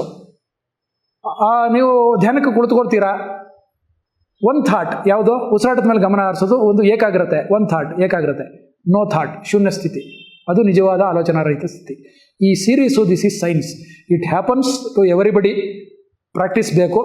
ಅದಾದಾಗ ನಿಮಗೆ ಆಲೋಚನಾ ರಹಿತ ಸ್ಥಿತಿಯಲ್ಲಿ ಇದ್ದಾಗ ನಮ್ಮ ಒಳಗಡೆ ಇರೋ ಸಿಸ್ಟಮ್ನಲ್ಲಿ ಮೇಲ್ಗಡೆ ಟ್ಯಾಂಕು ಓಪನ್ ಆಗುತ್ತೆ. ಯಾಕೆಂದರೆ ಮನಸ್ಸಿಲ್ವಲ್ಲ. ಓಪನ್ ಆದ ತಕ್ಷಣ ದ ಕಾಸ್ಮಿಕ್ ಎನರ್ಜಿ, ಕಾಸ್ಮಾಸಿಂದ ಬರ್ತಕ್ಕಂಥ ಕಾಸ್ಮಿಕ್ ಎನರ್ಜಿ ನಮ್ಮ ಒಳಗಡೆ ಹರಿಯೋದಕ್ಕೆ ಶುರು ಆಗುತ್ತೆ ಅಗಾಧವಾದ ಪ್ರಮಾಣದಲ್ಲಿ. ಯೋಚನೆ ಮಾಡಿ ಬಂಧುಗಳೇ, ನಿದ್ರೆಯಲ್ಲಿ ಏನಾಗಿರುತ್ತೆ? ನಮ್ಮ ಮನಸ್ಸು ಸುಪ್ತ ಸ್ಥಿತಿಗೆ ಹೋಗಿರುತ್ತೆ, ಹೌದಾ? ಆ್ಯಕ್ಟಿವ್ ಆಗಿರಲ್ಲ. ನಮ್ಮ ದೇಹ ಹೇಗಿರುತ್ತೆ? ಸ್ಥಿರವಾಗಿರುತ್ತೆ, ಹೌದಾ? ರೆಸ್ಟಲ್ಲಿರುತ್ತೆ. ಬುದ್ಧಿ ಏನು ಮಾಡ್ತಾ ಇರುತ್ತೆ? ಸ್ವಿಚ್ ಆಫ್ ಆಗಿರುತ್ತೆ. ಮನಸ್ಸಿದ್ರೆ ತಾನೇ ಅಲ್ಲಿ ಬುದ್ಧಿ ಕೆಲಸ. ಮನಸ್ಸು ಒಂಥರ ಟೆಂಪ್ರರಿ ರ್ಯಾಮ್ ಇದ್ದಂಗೆ. ಸೊ ಪ್ರೋಸೆಸಿಂಗ್ ಕೆಲಸ ಏನಿರಲ್ಲ ಅಲ್ಲಿ. ಎಲ್ಲವೂ ಕೂಡ ಸುಪ್ತ ಸ್ಥಿತಿಗೆ ಹೋದಾಗ ಆಗ ನೋಡಿ ನಮ್ಮ ದೇಹಕ್ಕೆ ಬೇಕಾದಂಥ, ಒಳಗಡೆ ಇರೋ ಚೇತನನಿಗೆ ಬೇಕಾದಂಥ ಆಹಾರ ನಮಗೆ ಬ್ರಹ್ಮರಂಧ್ರದ ಮೂಲಕ ಸಿಕ್ಕುತ್ತೆ. ಆಳವಾದ ನಿದ್ರೆ ಮಾಡಿದಾಗ ನಾವು ಎಲ್ಲಿದ್ವಿ ಏನೂ ಗೊತ್ತಾಗಲ್ಲ. ಎದ್ದಾಗ ಲವಲವಿಕೆಯಿಂದ ಇರ್ತೀವಿ, ಹೌದಾ? ಅದು ಹೆಚ್ಚಿಗೆ ಡೀಟೇಲ್ ಬೇಡ ಈಗ. ಅದು ನಿದ್ರೆಯಲ್ಲಾಯಿತು. ಈಗ ಎಷ್ಟು ಜನಕ್ಕೆ ನಿದ್ರೆ ನೆಮ್ಮದಿಯಾಗಿ ಮಾಡೋಷ್ಟು ಅವಕಾಶ ಇದೆ ಹೇಳಿ? ಇಲ್ಲ. ಆದ್ದರಿಂದ ಧ್ಯಾನದ ಮೂಲಕ ನಾವು ನಮ್ಮ ದೇಹ ಮತ್ತು ಮಾನಸಿಕ ಆರೋಗ್ಯವನ್ನು ಕಾಪಾಡ್ಕೊಳ್ಳೋದಕ್ಕೆ ಸಾಧ್ಯ ಇದೆ. ಅದು ಹೇಗೆ ಅಂತ ಅನ್ನೋದು ಬೇಡ, ನೀವು ಮಾಡ್ತಿದ್ದೀರಾ, ನೀವು ಮಾಡಿ. ಎರಡನೇ ನಿಯಮಕ್ಕೆ ಬರ್ತೀನಿ ನಾನು. ಯಾವಾಗ ಮೊದಲನೇ ಮಹಾಘಟನೆ ಸಂಭವಿಸುತ್ತೆ ನಮ್ಮ ಧ್ಯಾನ ಜೀವನದಲ್ಲಿ ಅಂತಂದರೆ ಆಲೋಚನಾ ರಹಿತ ಸ್ಥಿತಿ ಬರುತ್ತೆ ನಮಗೆ, ಎರಡನೇ ನಿಯಮ ತನ್ನ ಕೆಲಸ ಶುರು ಮಾಡುತ್ತೆ. ಅಂದರೆ ಆಲೋಚನಾ ರಹಿತ ಸ್ಥಿತಿ ಇದ್ದಾಗ ನಮ್ಮ ಸಿಸ್ಟಮ್ ಒಳಗಡೆ ಅಗಾಧವಾದ ಪ್ರಮಾಣದಲ್ಲಿ ಮಲಗಿದ್ದಾಗ ಹೀಗಿರುತ್ತೆ ಬಾಡಿ, ಧ್ಯಾನದಲ್ಲಿ ಕೂತಾಗ ಹೀಗಿರುತ್ತೆ. Because of the gravitational pull, cosmic energy will flood like anything into our system. ನಮ್ಮ ದೇಹದ ಒಳಗಡೆಗೆ ಗುರುತ್ವಾಕರ್ಷಣ ಶಕ್ತಿಯ ಕಾರಣದಿಂದಾಗಿ ಆಳವಾಗಿ, ದೀರ್ಘವಾಗಿ, ಧಾರಾಕಾರವಾಗಿ ಹರಿಯುತ್ತೆ. ಮಲಗಿದಾಗ ಕಷ್ಟ, ಕಡಿಮೆ ಪ್ರಮಾಣದಲ್ಲಿ ಸಿಕ್ಕುತ್ತೆ. ಒಂದು ಖಾಲಿ ಬಾಟ್ಲನ್ನ ನೀವು ನೀರು ತುಂಬೋಕ್ಕೆ ಟ್ರೈ ಮಾಡಿ, ಹಾಕಿದ ನೀರೆಲ್ಲ ಬಾಟ್ಲು ಹಿಂಗಿದ್ದಾಗ ಹಾಕಿದ ನೀರೆಲ್ಲ ಹೊಟ್ಟೋಗುತ್ತೆ. ಅದೇ ಖಾಲಿ ಬಾಟ್ಲು ನೆಟ್ಟಿಗಿಟ್ಟು ನೀವು ನೀರು ತುಂಬಿ ನಮ್ಮ ದೇಹದ ಒಳಗಡೆ ತುಂಬಿಕೊಳ್ಳುತ್ತೆ. ಹಾಗೆ ಕಾಸ್ಮಿಕ್ ಎನರ್ಜಿ ಕೆಲಸ ಮಾಡುತ್ತೆ. ಸರಿ, ಕಾಸ್ಮಿಕ್ ಎನರ್ಜಿ ಅಂತ ಅನ್ನೋದು ಹೊರಗಡೆ ಎಲ್ಲೆಲ್ಲೋ ಇದೆಯಪ್ಪ, ಕರೆಕ್ಟು. ಬೆಳಗಿನ ಜಾವ ಜಾಸ್ತಿ ಬರುತ್ತೆ, ಅದಕ್ಕೆ ನಿದ್ರೆ ಬೆಳಗಿನ ಜಾವದಲ್ಲಿ ನಿದ್ರೆ ಬಿಟ್ಟು ಧ್ಯಾನ ಮಾಡಬೇಕು. ಸಂಜೆ ಹೆಚ್ಚಿಗೆ ಬರುತ್ತೆ, ಹುಣ್ಣಿಮೆಗಳಲ್ಲಿ ಹೆಚ್ಚಿಗೆ ಬರುತ್ತೆ, ಪಿರಮಿಡ್ನಲ್ಲಿ ಹೆಚ್ಚಿಗೆ ಇರುತ್ತೆ ಅಂತ ಹೇಳ್ತಾರೆ. ಹಾಗಾದರೆ ಪಿರಮಿಡ್ ಬಗ್ಗೆ ನಾನು ಕೊನೆಯಲ್ಲಿ ಮಾತಾಡ್ತೀನಿ. ಈ ಏನಾಗುತ್ತೆ, ಇದು ನೆಟ್ಟಿಗೆ ನಾವು ಕುಳಿತು ಧ್ಯಾನ ಮಾಡುವಾಗ ಆಲೋಚನಾ ಬುದ್ಧಿನೂ ತಟಸ್ಥವಾಗಿರುತ್ತೆ, ದೇಹನೂ ತಟಸ್ಥವಾಗಿರುತ್ತೆ, ಮನಸ್ಸು ಸುಪ್ತವಾಗಿ ಹೊರಟೋಗ್ಬಿಡುತ್ತೆ. ಏಕಾಗ್ರತೆಯಿಂದ ಶೂನ್ಯ ಸ್ಥಿತಿಗೆ ಹೊರಟೋಗುತ್ತೆ. ಹೋದಾಗ ಇದು ಆಕ್ಟಿವೇಟ್ ಆದಾಗ ಎರಡನೇ ಮಹಾಘಟನೆ ಧಾರಾಕಾರವಾಗಿ ಕಾಸ್ಮಿಕ್ ಎನರ್ಜಿ ನಮ್ಮ ಒಳಗಡೆ ಸೇರ್ತಾ ಇರುತ್ತೆ. ಹೊರಗಡೆ ಇದ್ದರೆ ಸೇರುತ್ತೆ, ಇಲ್ಲ ಅಂತಂದರೆ ಕಾಸ್ಮಿಕ್ ಎನರ್ಜಿ ಎಷ್ಟು ಇರುತ್ತೋ ಅಷ್ಟೇ ಸೇರುತ್ತೆ. ಆದ್ದರಿಂದ ಎನರ್ಜೈಸ್ ಆಗಿರೋವಂಥ ಜಾಗಗಳಲ್ಲಿ ಹೋಗಿ ಧ್ಯಾನ ಮಾಡಬೇಕು. ಎನರ್ಜಿ ಎಲ್ಲೆಲ್ಲಿ ಸಿಕ್ಕುತ್ತೆ? ಬೆಟ್ಟ ಗುಡ್ಡಗಳಲ್ಲಿ ಜಾಸ್ತಿ ಇರುತ್ತೆ. ಯಾವಾಗ ಜಾಸ್ತಿ ಇರುತ್ತೆ? ಬೆಳಗಿನ ಜಾವ, ಬ್ರಾಹ್ಮಿ ಮುಹೂರ್ತ, ಸಂಜೆ ಗೋಧೂಳಿ ಸಮಯದಲ್ಲಿ ಹೆಚ್ಚಾಗಿರುತ್ತೆ. ಆಗ ಮಾಡಬೇಕು ಎನರ್ಜಿ. ಇಲ್ವಾ, ಎನರ್ಜಿ ಫೀಲ್ಡ್ ಕ್ರಿಯೇಟ್ ಮಾಡ್ಕೊಳ್ಳಿ ನೀವೇನೆ. ಬ್ಯಾಟ್ರಿನ ಚಾರ್ಜ್ ಮಾಡ್ಕೊಳ್ಳಿ. ದೇಹ ಅಂತನೋ ಈ ಮೊಬೈಲ್ ಬ್ಯಾಟ್ರಿಯನ್ನು ಪಿರಮಿಡ್ ಅಂತನೋ ಮಹಾ ಚಾರ್ಜರ್ನ ಇಟ್ಕೊಂಡು ಚಾರ್ಜ್ ಮಾಡಬಹುದು. ಒಳಗಡೆ ಇರೋ ಚೇತನವನ್ನು ಸಚೇತನಗೊಳಿಸ್ಕೋಬಹುದು. ಪ್ರಾಣಶಕ್ತಿ ಅಂತ ಕರಿತೀವಿ ಕಾಸ್ಮಿಕ್ ಎನರ್ಜಿನ. ಈ ಪ್ರಾಣಶಕ್ತಿ ಇಲ್ಲದೇ ಇದ್ದರೆ ಈ ಹೊರಗೆ ಮೇಲಿನಿಂದ ಬಂದಿರೋ ಈ ಚೇತನ ಇಲ್ಲಿ ಬದುಕೋದಕ್ಕೆ ಸಾಧ್ಯವೇ ಇಲ್ಲ. ಪತ್ರಿ ಸರ್ ಹೇಳ್ತಾರೆ, ಇದು ಆಹಾರ ಆತ್ಮಕ್ಕೆ. ದೇಹಕ್ಕೆ ಹೇಗೆ 3 ಹೊತ್ತು ನಾವು ಊಟ ಮಾಡ್ತೀವೋ ಹಾಗೆ ನಮ್ಮ ಸೂಕ್ಷ್ಮ ಶರೀರಕ್ಕೆ ಆಳವಾದ ನಿದ್ರೆ ಮೂಲಕ ನಾವು ಪ್ರಾಣಶಕ್ತಿ ಗಳಿಸ್ತೀವಿ. ಇವತ್ತಿನ ಕಾಲದಲ್ಲಿ ಪ್ರಾಣಶಕ್ತಿ ಸಿಗ್ತಾ ಇಲ್ಲ. ಎಲ್ಲ ಕಡೆ ಸ್ಟ್ರೆಸ್ಸು, ಸ್ಟ್ರೈನು, ಟೆನ್ಷನ್ ಆಗಿ ಡಿಸಾರ್ಡರ್ಸ್ಗಳಾಗ್ತಿದೆ. ಡಿಸಾರ್ಡರ್ಗಳ ಕಾರಣದಿಂದ ನೀವು ನೆಗ್ಲೆಕ್ಟ್ ಮಾಡಿದ್ರೆ ಡಿಸೀಸಸ್ ಆಗ್ತಾ ಇದೆ. ಅದಕ್ಕೆ ನಮಗೆ ಮೆಡಿಸಿನ್ ಬೇಕಾಗಿರೋದು. ಆದ್ದರಿಂದ ವೈದ್ಯರೂ ಬೇಡ, ಔಷಧಿಯೂ ಬೇಡ. No doctor, no medicine, do meditation ಅಂತ ಹೇಳಿದ್ರು. ನೋಡಿ, ಅವ್ರಿಗೊಂದು ಪರಿಕಲ್ಪನೆ ಬಂತು. ಪತ್ರಿ ಸರ್ ಹೇಳಿದ್ದು ಯಾಕೆ ಅವ್ರು ಹೇಳಿದ್ರು ಅಂತಂದರೆ, ವೈದ್ಯರೂ ಬೇಡ, ಔಷಧಿಯೂ ಬೇಡ ಅಂತ ಯಾಕೆ ಹೇಳಿದ್ರು ಅಂತಂದರೆ, ಈ ಕಾರಣಕ್ಕೆ ನಾವು ಎಲ್ಲ ಮಾಡಿಬಿಟ್ಟು ಕಾಯಿಲೆ ಬರ್ಸ್ಕೊಂಡ್ಬಿಡ್ತೀವಿ. ಬರ್ಸ್ಕೊಂಡ್ಬಿಟ್ಟ ಮೇಲೆ ವೈದ್ಯನೂ ಬೇಡ, ಔಷಧಿಯೂ ಬೇಡ ಅಂತಂದರೆ ಡೇಂಜರು. ಬಂದ್ಬಿಟ್ಟಿದ್ದೀವಿ ನಾವು ಅರ್ಧ ದಾರಿ ಅಲ್ವಾ? ಯಾವಾಗ ನಮಗೆ ಆ ಪ್ರಿನ್ಸಿಪಲ್ ವರ್ಕ್ ಆಗುತ್ತೆ, ವೈದ್ಯರು ಬೇಡ, ಇದು ಬೇಡ ಅಂತಂದರೆ, ನಮಗೆ ನೋಡಿ ದೇಹಶಾಸ್ತ್ರದ ಬಗ್ಗೆ ನಮಗೆ ಗೊತ್ತಿಲ್ಲ, ಏನು ಊಟ ಮಾಡಬೇಕು ಗೊತ್ತಿಲ್ಲ, ಹೇಗೆ ಮಲಗಬೇಕು ಗೊತ್ತಿಲ್ಲ, ಹೇಗೆ ಉಸಿರಾಡಬೇಕು ಅನ್ನೋದು ಗೊತ್ತಿಲ್ಲ. ಎಲ್ಲ ಮಾಡರ್ನೈಸ್ ಆಗೋಗಿದೆ. ಪ್ರಕೃತಿ ಜೊತೆ ನಾವು ಜೀವನ ಮಾಡ್ತಾ ಇಲ್ಲ. ಅದಕ್ಕೆ ನಮಗೆ ಕ್ಯಾನ್ಸರ್ ಜೊತೆಗೆ ಎಲ್ಲ ಕಾಯಿಲೆಗಳು ಬರ್ತಾ ಇದೆ. ಬಿಡಿ, ಅದು ಟಾಪಿಕ್ ಬೇರೆ. ಯಾವಾಗ ಅಗಾಧವಾದ ಪ್ರಮಾಣದಲ್ಲಿ ವಿಶ್ವಪ್ರಾಣಶಕ್ತಿ ನಮ್ಮ ಒಳಗಡೆ ಇಳಿಯುತ್ತೋ ಆಗ ನಮ್ಮ ಒಳಗಡೆ ಇರತಕ್ಕಂಥ ಕೊರತೆ ಏನಿದೆ, ಸೂಕ್ಷ್ಮ ಶರೀರಕ್ಕೆ ಕೊರತೆಗಳಿರ್ತವೆ. ಎಥರಿಕ್ ಪ್ಯಾಚಸ್ ಅಂತ ಇಂಗ್ಲೀಷ್ನಲ್ಲಿ ಹೇಳ್ತೀವಿ ನಾವು. ಅಂದರೆ ಪ್ರಾಣಶಕ್ತಿ ಅಲ್ಲಿ ಸಂಚಯವಾಗೋದಕ್ಕೆ ಆಗದೇ ಇರೋದಕ್ಕೆ ಬ್ಲಾಕೇಜ್ಗಳು ಇರುತ್ತೆ. ಆ ಬ್ಲಾಕೇಜ್ಗಳೆಲ್ಲ ಕ್ಲಿಯರ್ ಆಗಬೇಕು. ನಮ್ಮ ದೇಹದಲ್ಲಿ 72,000 ಎನರ್ಜಿ ಟ್ಯೂಬ್ಸ್ ಇದ್ದಾವೆ, ಕಣ್ಣಿಗೆ ಕಾಣದೇ ಇರತಕ್ಕಂಥದ್ದು ಅಂತ ಗೊತ್ತು ನಮ್ಮ ಸಿಸ್ಟಮ್ ಒಳಗಡೆಗೆ. ನಮಗೇನು ಗೊತ್ತು? Endocrine system, excretory system, digestive system, nervous system, ಈ ಥರ ಸಿಸ್ಟಮ್ಗಳು ಗೊತ್ತು. ಆದರೆ ಎನರ್ಜಿ ಸಿಸ್ಟಮ್ ಬಗ್ಗೆ ಗೊತ್ತಿಲ್ಲ. ಯಾವ ಡಾಕ್ಟ್ರುಗಳಿಗೂ ಗೊತ್ತಿಲ್ಲ, ಯೋಗಿಗಳಿಗೆ ಮಾತ್ರ ಗೊತ್ತು. ಸೊ ಹಾಗಾಗಿ ನಾವೆಲ್ಲರೂ ಕೂಡ ಯೋಗಿಗಳಾಗಿ ಆಗೋದಕ್ಕೆ ಹೊರಟಿದ್ದೀವಿ. ಈ ಸಿಸ್ಟಮ್ಗಳನ್ನು ನಾವು ತಿಳ್ಕೊಂಡು ಎನರ್ಜಿ ಸಿಸ್ಟಮನ್ನು ರೆಕ್ಟಿಫೈ ಮಾಡಿಕೊಂಡ್ರೆ ಈ ಬಾಕಿ ಎಲ್ಲ ಸಿಸ್ಟಮ್ಗಳಿಗೂ ಕೂಡ ಬೇಕಾಗಿರ್ತಕ್ಕಂಥ ಫುಡ್ಡು, ಆಹಾರ ಅದರಲ್ಲೇ ಸಿಕ್ಕುತ್ತೆ. ಈ ರಿವರ್ಸ್ ಆರ್ಡರ್ನಲ್ಲಿ ನಮ್ಮೊಳಗಡೆ ತುಂಬಿ ತುಂಬಿ ತುಂಬಿ ಕಾಸ್ಮಿಕ್ ಎನರ್ಜಿ ಒಂದಷ್ಟು ಕೈಗಳಿಂದ ಡಿಸ್ಚಾರ್ಜ್ ಆಗಿ ಕಾಲುಗಳಿಂದ ಡಿಸ್ಚಾರ್ಜ್ ಆಗಿ ಉಳಿದದ್ದು ಎನರ್ಜಿ ಏನಾಗುತ್ತೆ ಮೂಲಾಧಾರ ಚಕ್ರದಿಂದ ಮೇಲ್ಮುಖವಾಗಿ ಹರಿತಾ ಬರುತ್ತೆ. ನಾವು ಸಾಧನೆ ಮಾಡ್ತಾ ಮಾಡ್ತಾ ಮಾಡ್ತಾ ಮೇಲ್ಮುಖವಾಗಿ ಸಹಜವಾದ ಮಾರ್ಗ ಇದು. ನಾವು ಕೃತಕವಾಗಿ ಕುಂಡಲಿನಿಯನ್ನು ಉದ್ದೀಪನ ಮಾಡ್ತಕ್ಕಂಥದ್ದೇನಿಲ್ಲ ಇದರಲ್ಲಿ. ಪತ್ರಿ ಸರ್ ಹೇಳಿರೋದು ಸಹಜ ಮಾರ್ಗ. ಅದಕ್ಕೆ ಹೆಚ್ಚು ಟೈಮ್ ತೊಗೊಳುತ್ತೆ ನಮಗೆ. ಎಷ್ಟೋ ಜನಕ್ಕೆ ಜನ್ಮಾಂತರಗಳು ತೊಗೋಬೋದು, ಗೊತ್ತಿಲ್ಲ ಅಂತ ಹೇಳ್ತಾರೆ ಪತ್ರಿಜಿ. ಸಾಧನೆ ನೀವು ಮಾಡಬೇಕಾ, ಹೆಚ್ಚು ಸಮಯ ಹಾಕಿ ಅದಕ್ಕೆ. ಸಾಧನೆಗೆ ಸಮಯವೇ ಬಂಡವಾಳ ಅಂತ ಹೇಳ್ತಾರೆ. ನೀವು ಹೆಚ್ಚು ಹೆಚ್ಚು ಸಮಯ ಬಂಡವಾಳ ಹೂಡಿದ್ರೆ ಲಾಭ ಜಾಸ್ತಿ ಅಂತ ಪತ್ರಿ ಸರ್ ಹೇಳೋದು.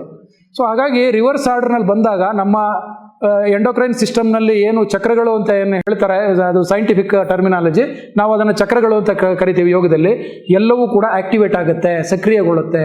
ಈ ಚಕ್ರಗಳು ಇರೋದು ಹೆಂಗೆ ಅಂತಂತಂದರೆ ವಾಲ್ವ್ಗಳಿದ್ದಂಗೆ ಇವು.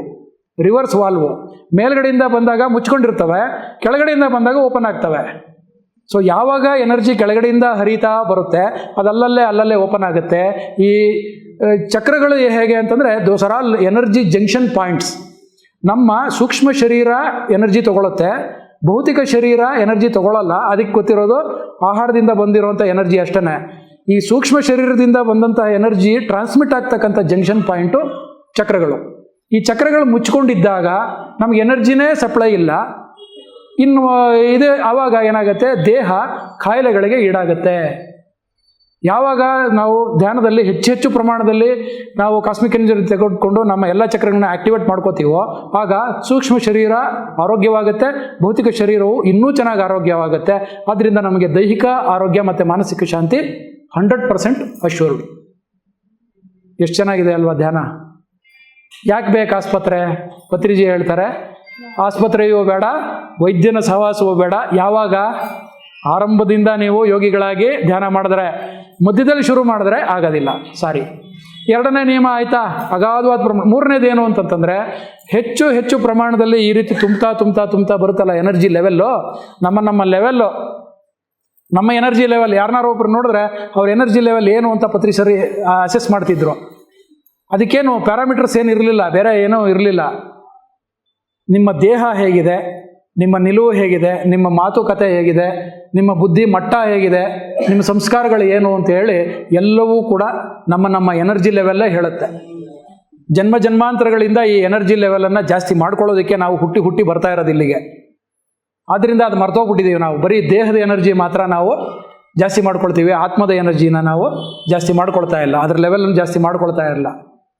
ಹಾಗಾಗಿ ಮೂರನೇ ನಿಯಮ ಹೇಳ್ಬಿಡ್ತೀನಿ. ಅಗಾಧವಾದ ಪ್ರಮಾಣದಲ್ಲಿ ಒಂದೊಂದು ಲೆವೆಲ್ಗೆ ಬಂದಾಗ ಒಬ್ಬೊಬ್ಬ ವ್ಯಕ್ತಿಯ ಚಾರಿತ್ರ್ಯ, ಒಬ್ಬ ವ್ಯಕ್ತಿಯ ವ್ಯಕ್ತಿತ್ವ, ಒಬ್ಬ ವ್ಯಕ್ತಿಯ ಶೈಕ್ಷಣಿಕ ಹಂತ ಎಲ್ಲವೂ ಕೂಡ ನಿರ್ಧಾರ ಆಗೋದು ನಮ್ಮ ಈ ಒಂದು ಲೆವೆಲ್ಲಿಂದ, ಎನರ್ಜಿ ಲೆವೆಲ್ಲಿಂದ. ಮೂಲಾಧಾರದ ಚಕ್ರದ ಲೆವೆಲಲ್ಲಿ ಇದ್ದಾನೆ ಒಬ್ಬ ಮನುಷ್ಯ ಅಂತಂದರೆ ಅವನಿನ್ನೂ ಪ್ರಾಣಿ ಮಟ್ಟದಲ್ಲಿ ಇದ್ದಾನೆ ಅಂತ. ತಿನ್ನು, ಉಣ್ಣು, ಮಕ್ಕಳನ್ನು ಮಾಡು, ಎಂಜಾಯ್ ಮಾಡು, ಅಷ್ಟೇ. ಪ್ರಾಣಿ ಟೈಮ್ ಟು ಟೈಮ್ ಬೇಕು, ಯಾವುದಿರಲಿ ಏನಾರಲಿ, ಯಾರನ್ನ ಬೇಕಾದ್ರೂ ಇದು ಬೇಕು. ಅಂದರೆ ಅದು ಪ್ರಾಣಿಯ ಒಂದು ಜನ್ಮದಿಂದ ಮನುಷ್ಯ ಜನ್ಮಕ್ಕೆ ಮೊದಲನೇ ಬಾರಿ ಬಂದಿರತಕ್ಕಂಥ ಲಕ್ಷಣ ಇದು ಅಂತ. ಯಾವಾಗ ಆತನ ಎನರ್ಜಿ ಲೆವೆಲ್ಲು ಅಲ್ಲಿಂದ ಮೇಲ್ಗಡೆ ಬರ್ತಾ ಹೋಗುತ್ತೆ, ಒಂದೊಂದು ಲೆವೆಲ್ಗೂ ಒಂದೊಂದು ಹಂತ ಇದೆ. ಅದು ಹಂತದ ವಿವರಣೆ ಬೇಡ ಈಗ. ಈ ಲೆವೆಲ್ಗೆ ಬಂದಾಗ, ಈ ಲೆವೆಲ್ಗೆ ತುಂಬಿದಾಗ ಎನರ್ಜಿ, ಈ ಎನರ್ಜಿ ಲೆವೆಲ್ಲು ಜನ್ಮಾಂತರದಿಂದನೂ ಆಗಬಹುದು, ಒಂದೇ ಜನ್ಮದಲ್ಲಿ ಆಗುತ್ತೆ ಅಂತಲೂ ಅನ್ಕೋಬೇಡಿ.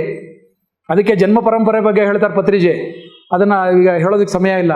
ಇಲ್ಲಿಗೆ ಬಂದಾಗ ನಮ್ಮ ಥರ್ಡ್ ಐ, ಮೂರನೇ ಕಣ್ಣು ಆ್ಯಕ್ಟಿವೇಟ್ ಆಗುತ್ತೆ. ಇದೇನಿದು? Transmission of our thoughts.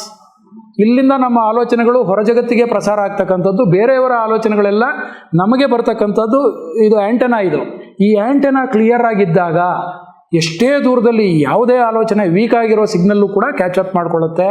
ಆದ್ದರಿಂದ ಇದನ್ನು ಸಕ್ರಿಯಗೊಳಿಸ್ಕೊಂಡಾಗ ನಾವು ಕೂಡ ಶಿವನ ರೀತಿಯಲ್ಲಿ ದ್ರಷ್ಟಾರರಾಗ್ತೀವಿ. ಹಿಂದೆ ಏನಾಗಿತ್ತು, ಮುಂದೆ ಏನಾಗುತ್ತೆ, ಈಗ ಏನಾಗ್ತಾ ಇದೆ, ದೂರದಲ್ಲಿ ಕಣ್ಣಿಗೆ ಕಾಣದೇ ಇರತಕ್ಕಂಥದ್ದು ಮನೋಚಕ್ಷು ಮತ್ತು ಚರ್ಮಚಕ್ಷುಗಳಿಗೆ ಮೀರಿದ ದಿವ್ಯಚಕ್ಷು ನಮಗೆ.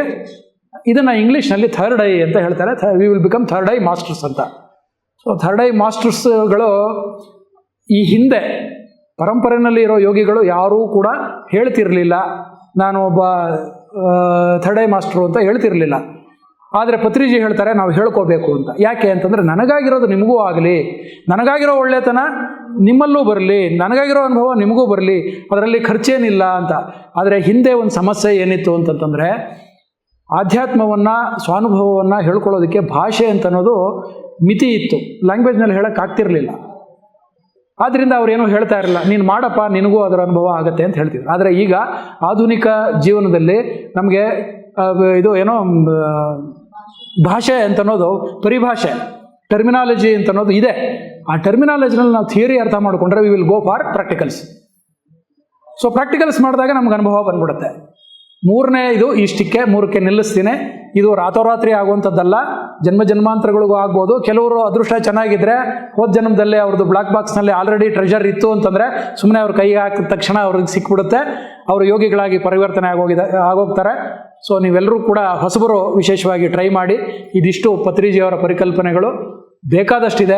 ಕೊನೆಯದಾಗಿ ಒಂದು ಪರಿಕಲ್ಪನೆ, ವಿಶೇಷತಃ ಯಾಕೆ ಪಿರಮಿಡ್ ಒಳಗಡೆಗೆ ಧ್ಯಾನ ಮಾಡಬೇಕು ಅಂತಂದರೆ, ಹೊರಗಡೆ ನೀವು ಧ್ಯಾನಕ್ಕೆ ಕೂತ್ರೆ ನಿಮಗೆ ಆಲೋಚನಾ ರಹಿತ ಸ್ಥಿತಿ ತಲುಪಬೇಕು ಅಂದರೆ ಒಂದು 10 ನಿಮಿಷ 15 ನಿಮಿಷ, ಕೆಲವ್ರಿಗೆ ಅರ್ಧ ಗಂಟೆ ಬೇಕಾಗಬಹುದು, ಗೊತ್ತಿಲ್ಲ, ಕೆಲವರು 3 ನಿಮಿಷ ಬೇಕಾಗ್ಬೋದು.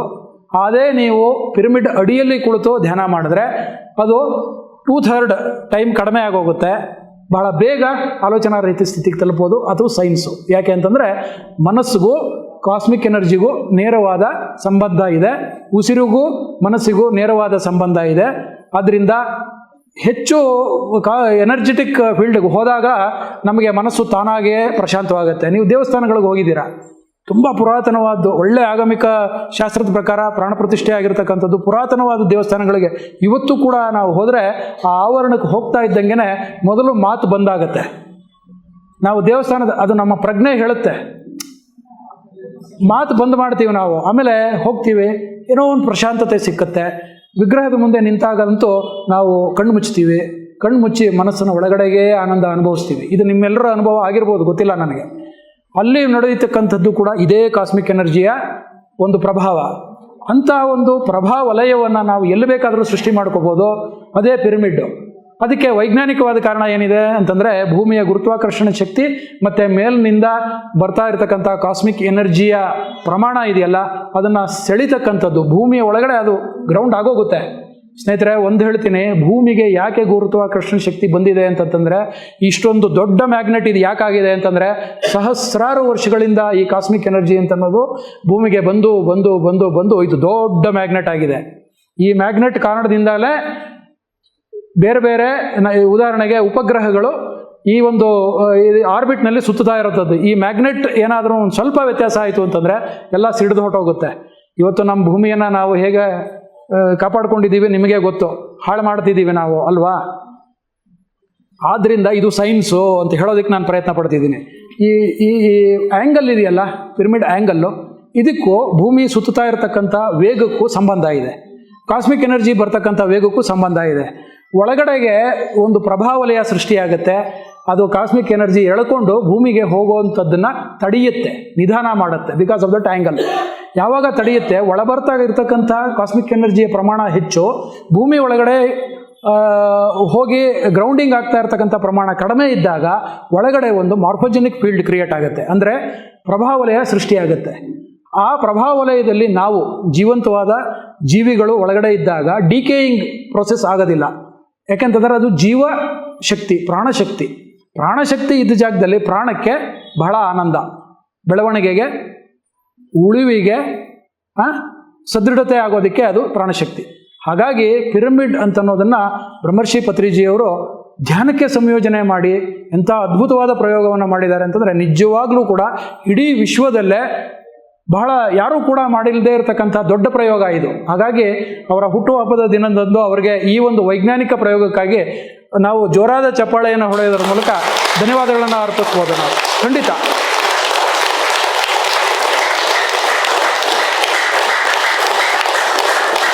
ಸೊ ಧ್ಯಾನ ಅಂದ್ರೇನು, ಧ್ಯಾನದಿಂದ ಏನು ಆಗುತ್ತೆ, ಫಲಿತಾಂಶಗಳು, ಪಿರಮಿಡ್ ಅಡಿನಲ್ಲೇ ಯಾಕೆ ಧ್ಯಾನ ಮಾಡಬೇಕು, ಇದಿಷ್ಟನ್ನು ನಾನು ಕವರ್ ಮಾಡಿ ಪತ್ರಿಜಿಯವರ ಪರಿಕಲ್ಪನೆಗಳನ್ನು, ಬಹಳ ಮೂಲವಾದ ಪರಿಕಲ್ಪನೆಗಳ ಕುರಿತು ನಾನು ಮಾತು ಮುಕ್ತಾಯ ಮಾಡ್ತಾ ಇದ್ದೇನೆ. 10 ನಿಮಿಷ ಎಕ್ಸ್ಟ್ರಾ ತೆಗೆದುಕೊಂಡಿದ್ದೇನೆ. ಅದಕ್ಕಾಗಿ ಸಂಘಟಕರಿಗೆಲ್ಲೇ ನಾನು ಕ್ಷಮೆಯನ್ನು ಕೋರ್ತೇನೆ ಅಂತ ಹೇಳಿ ಇಲ್ಲಿಗೆ ನನ್ನ ಮಾತನ್ನು ಮುಕ್ತಾಯ ಮಾಡ್ತೇನೆ. ಧನ್ಯವಾದಗಳು. Thank you.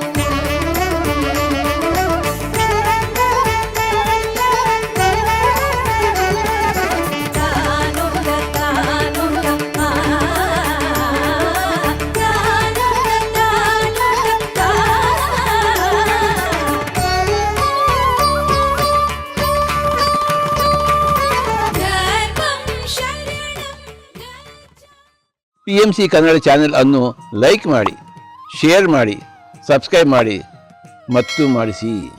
ಎಲ್ಲರಿಗೂ ಧನ್ಯವಾದಗಳು.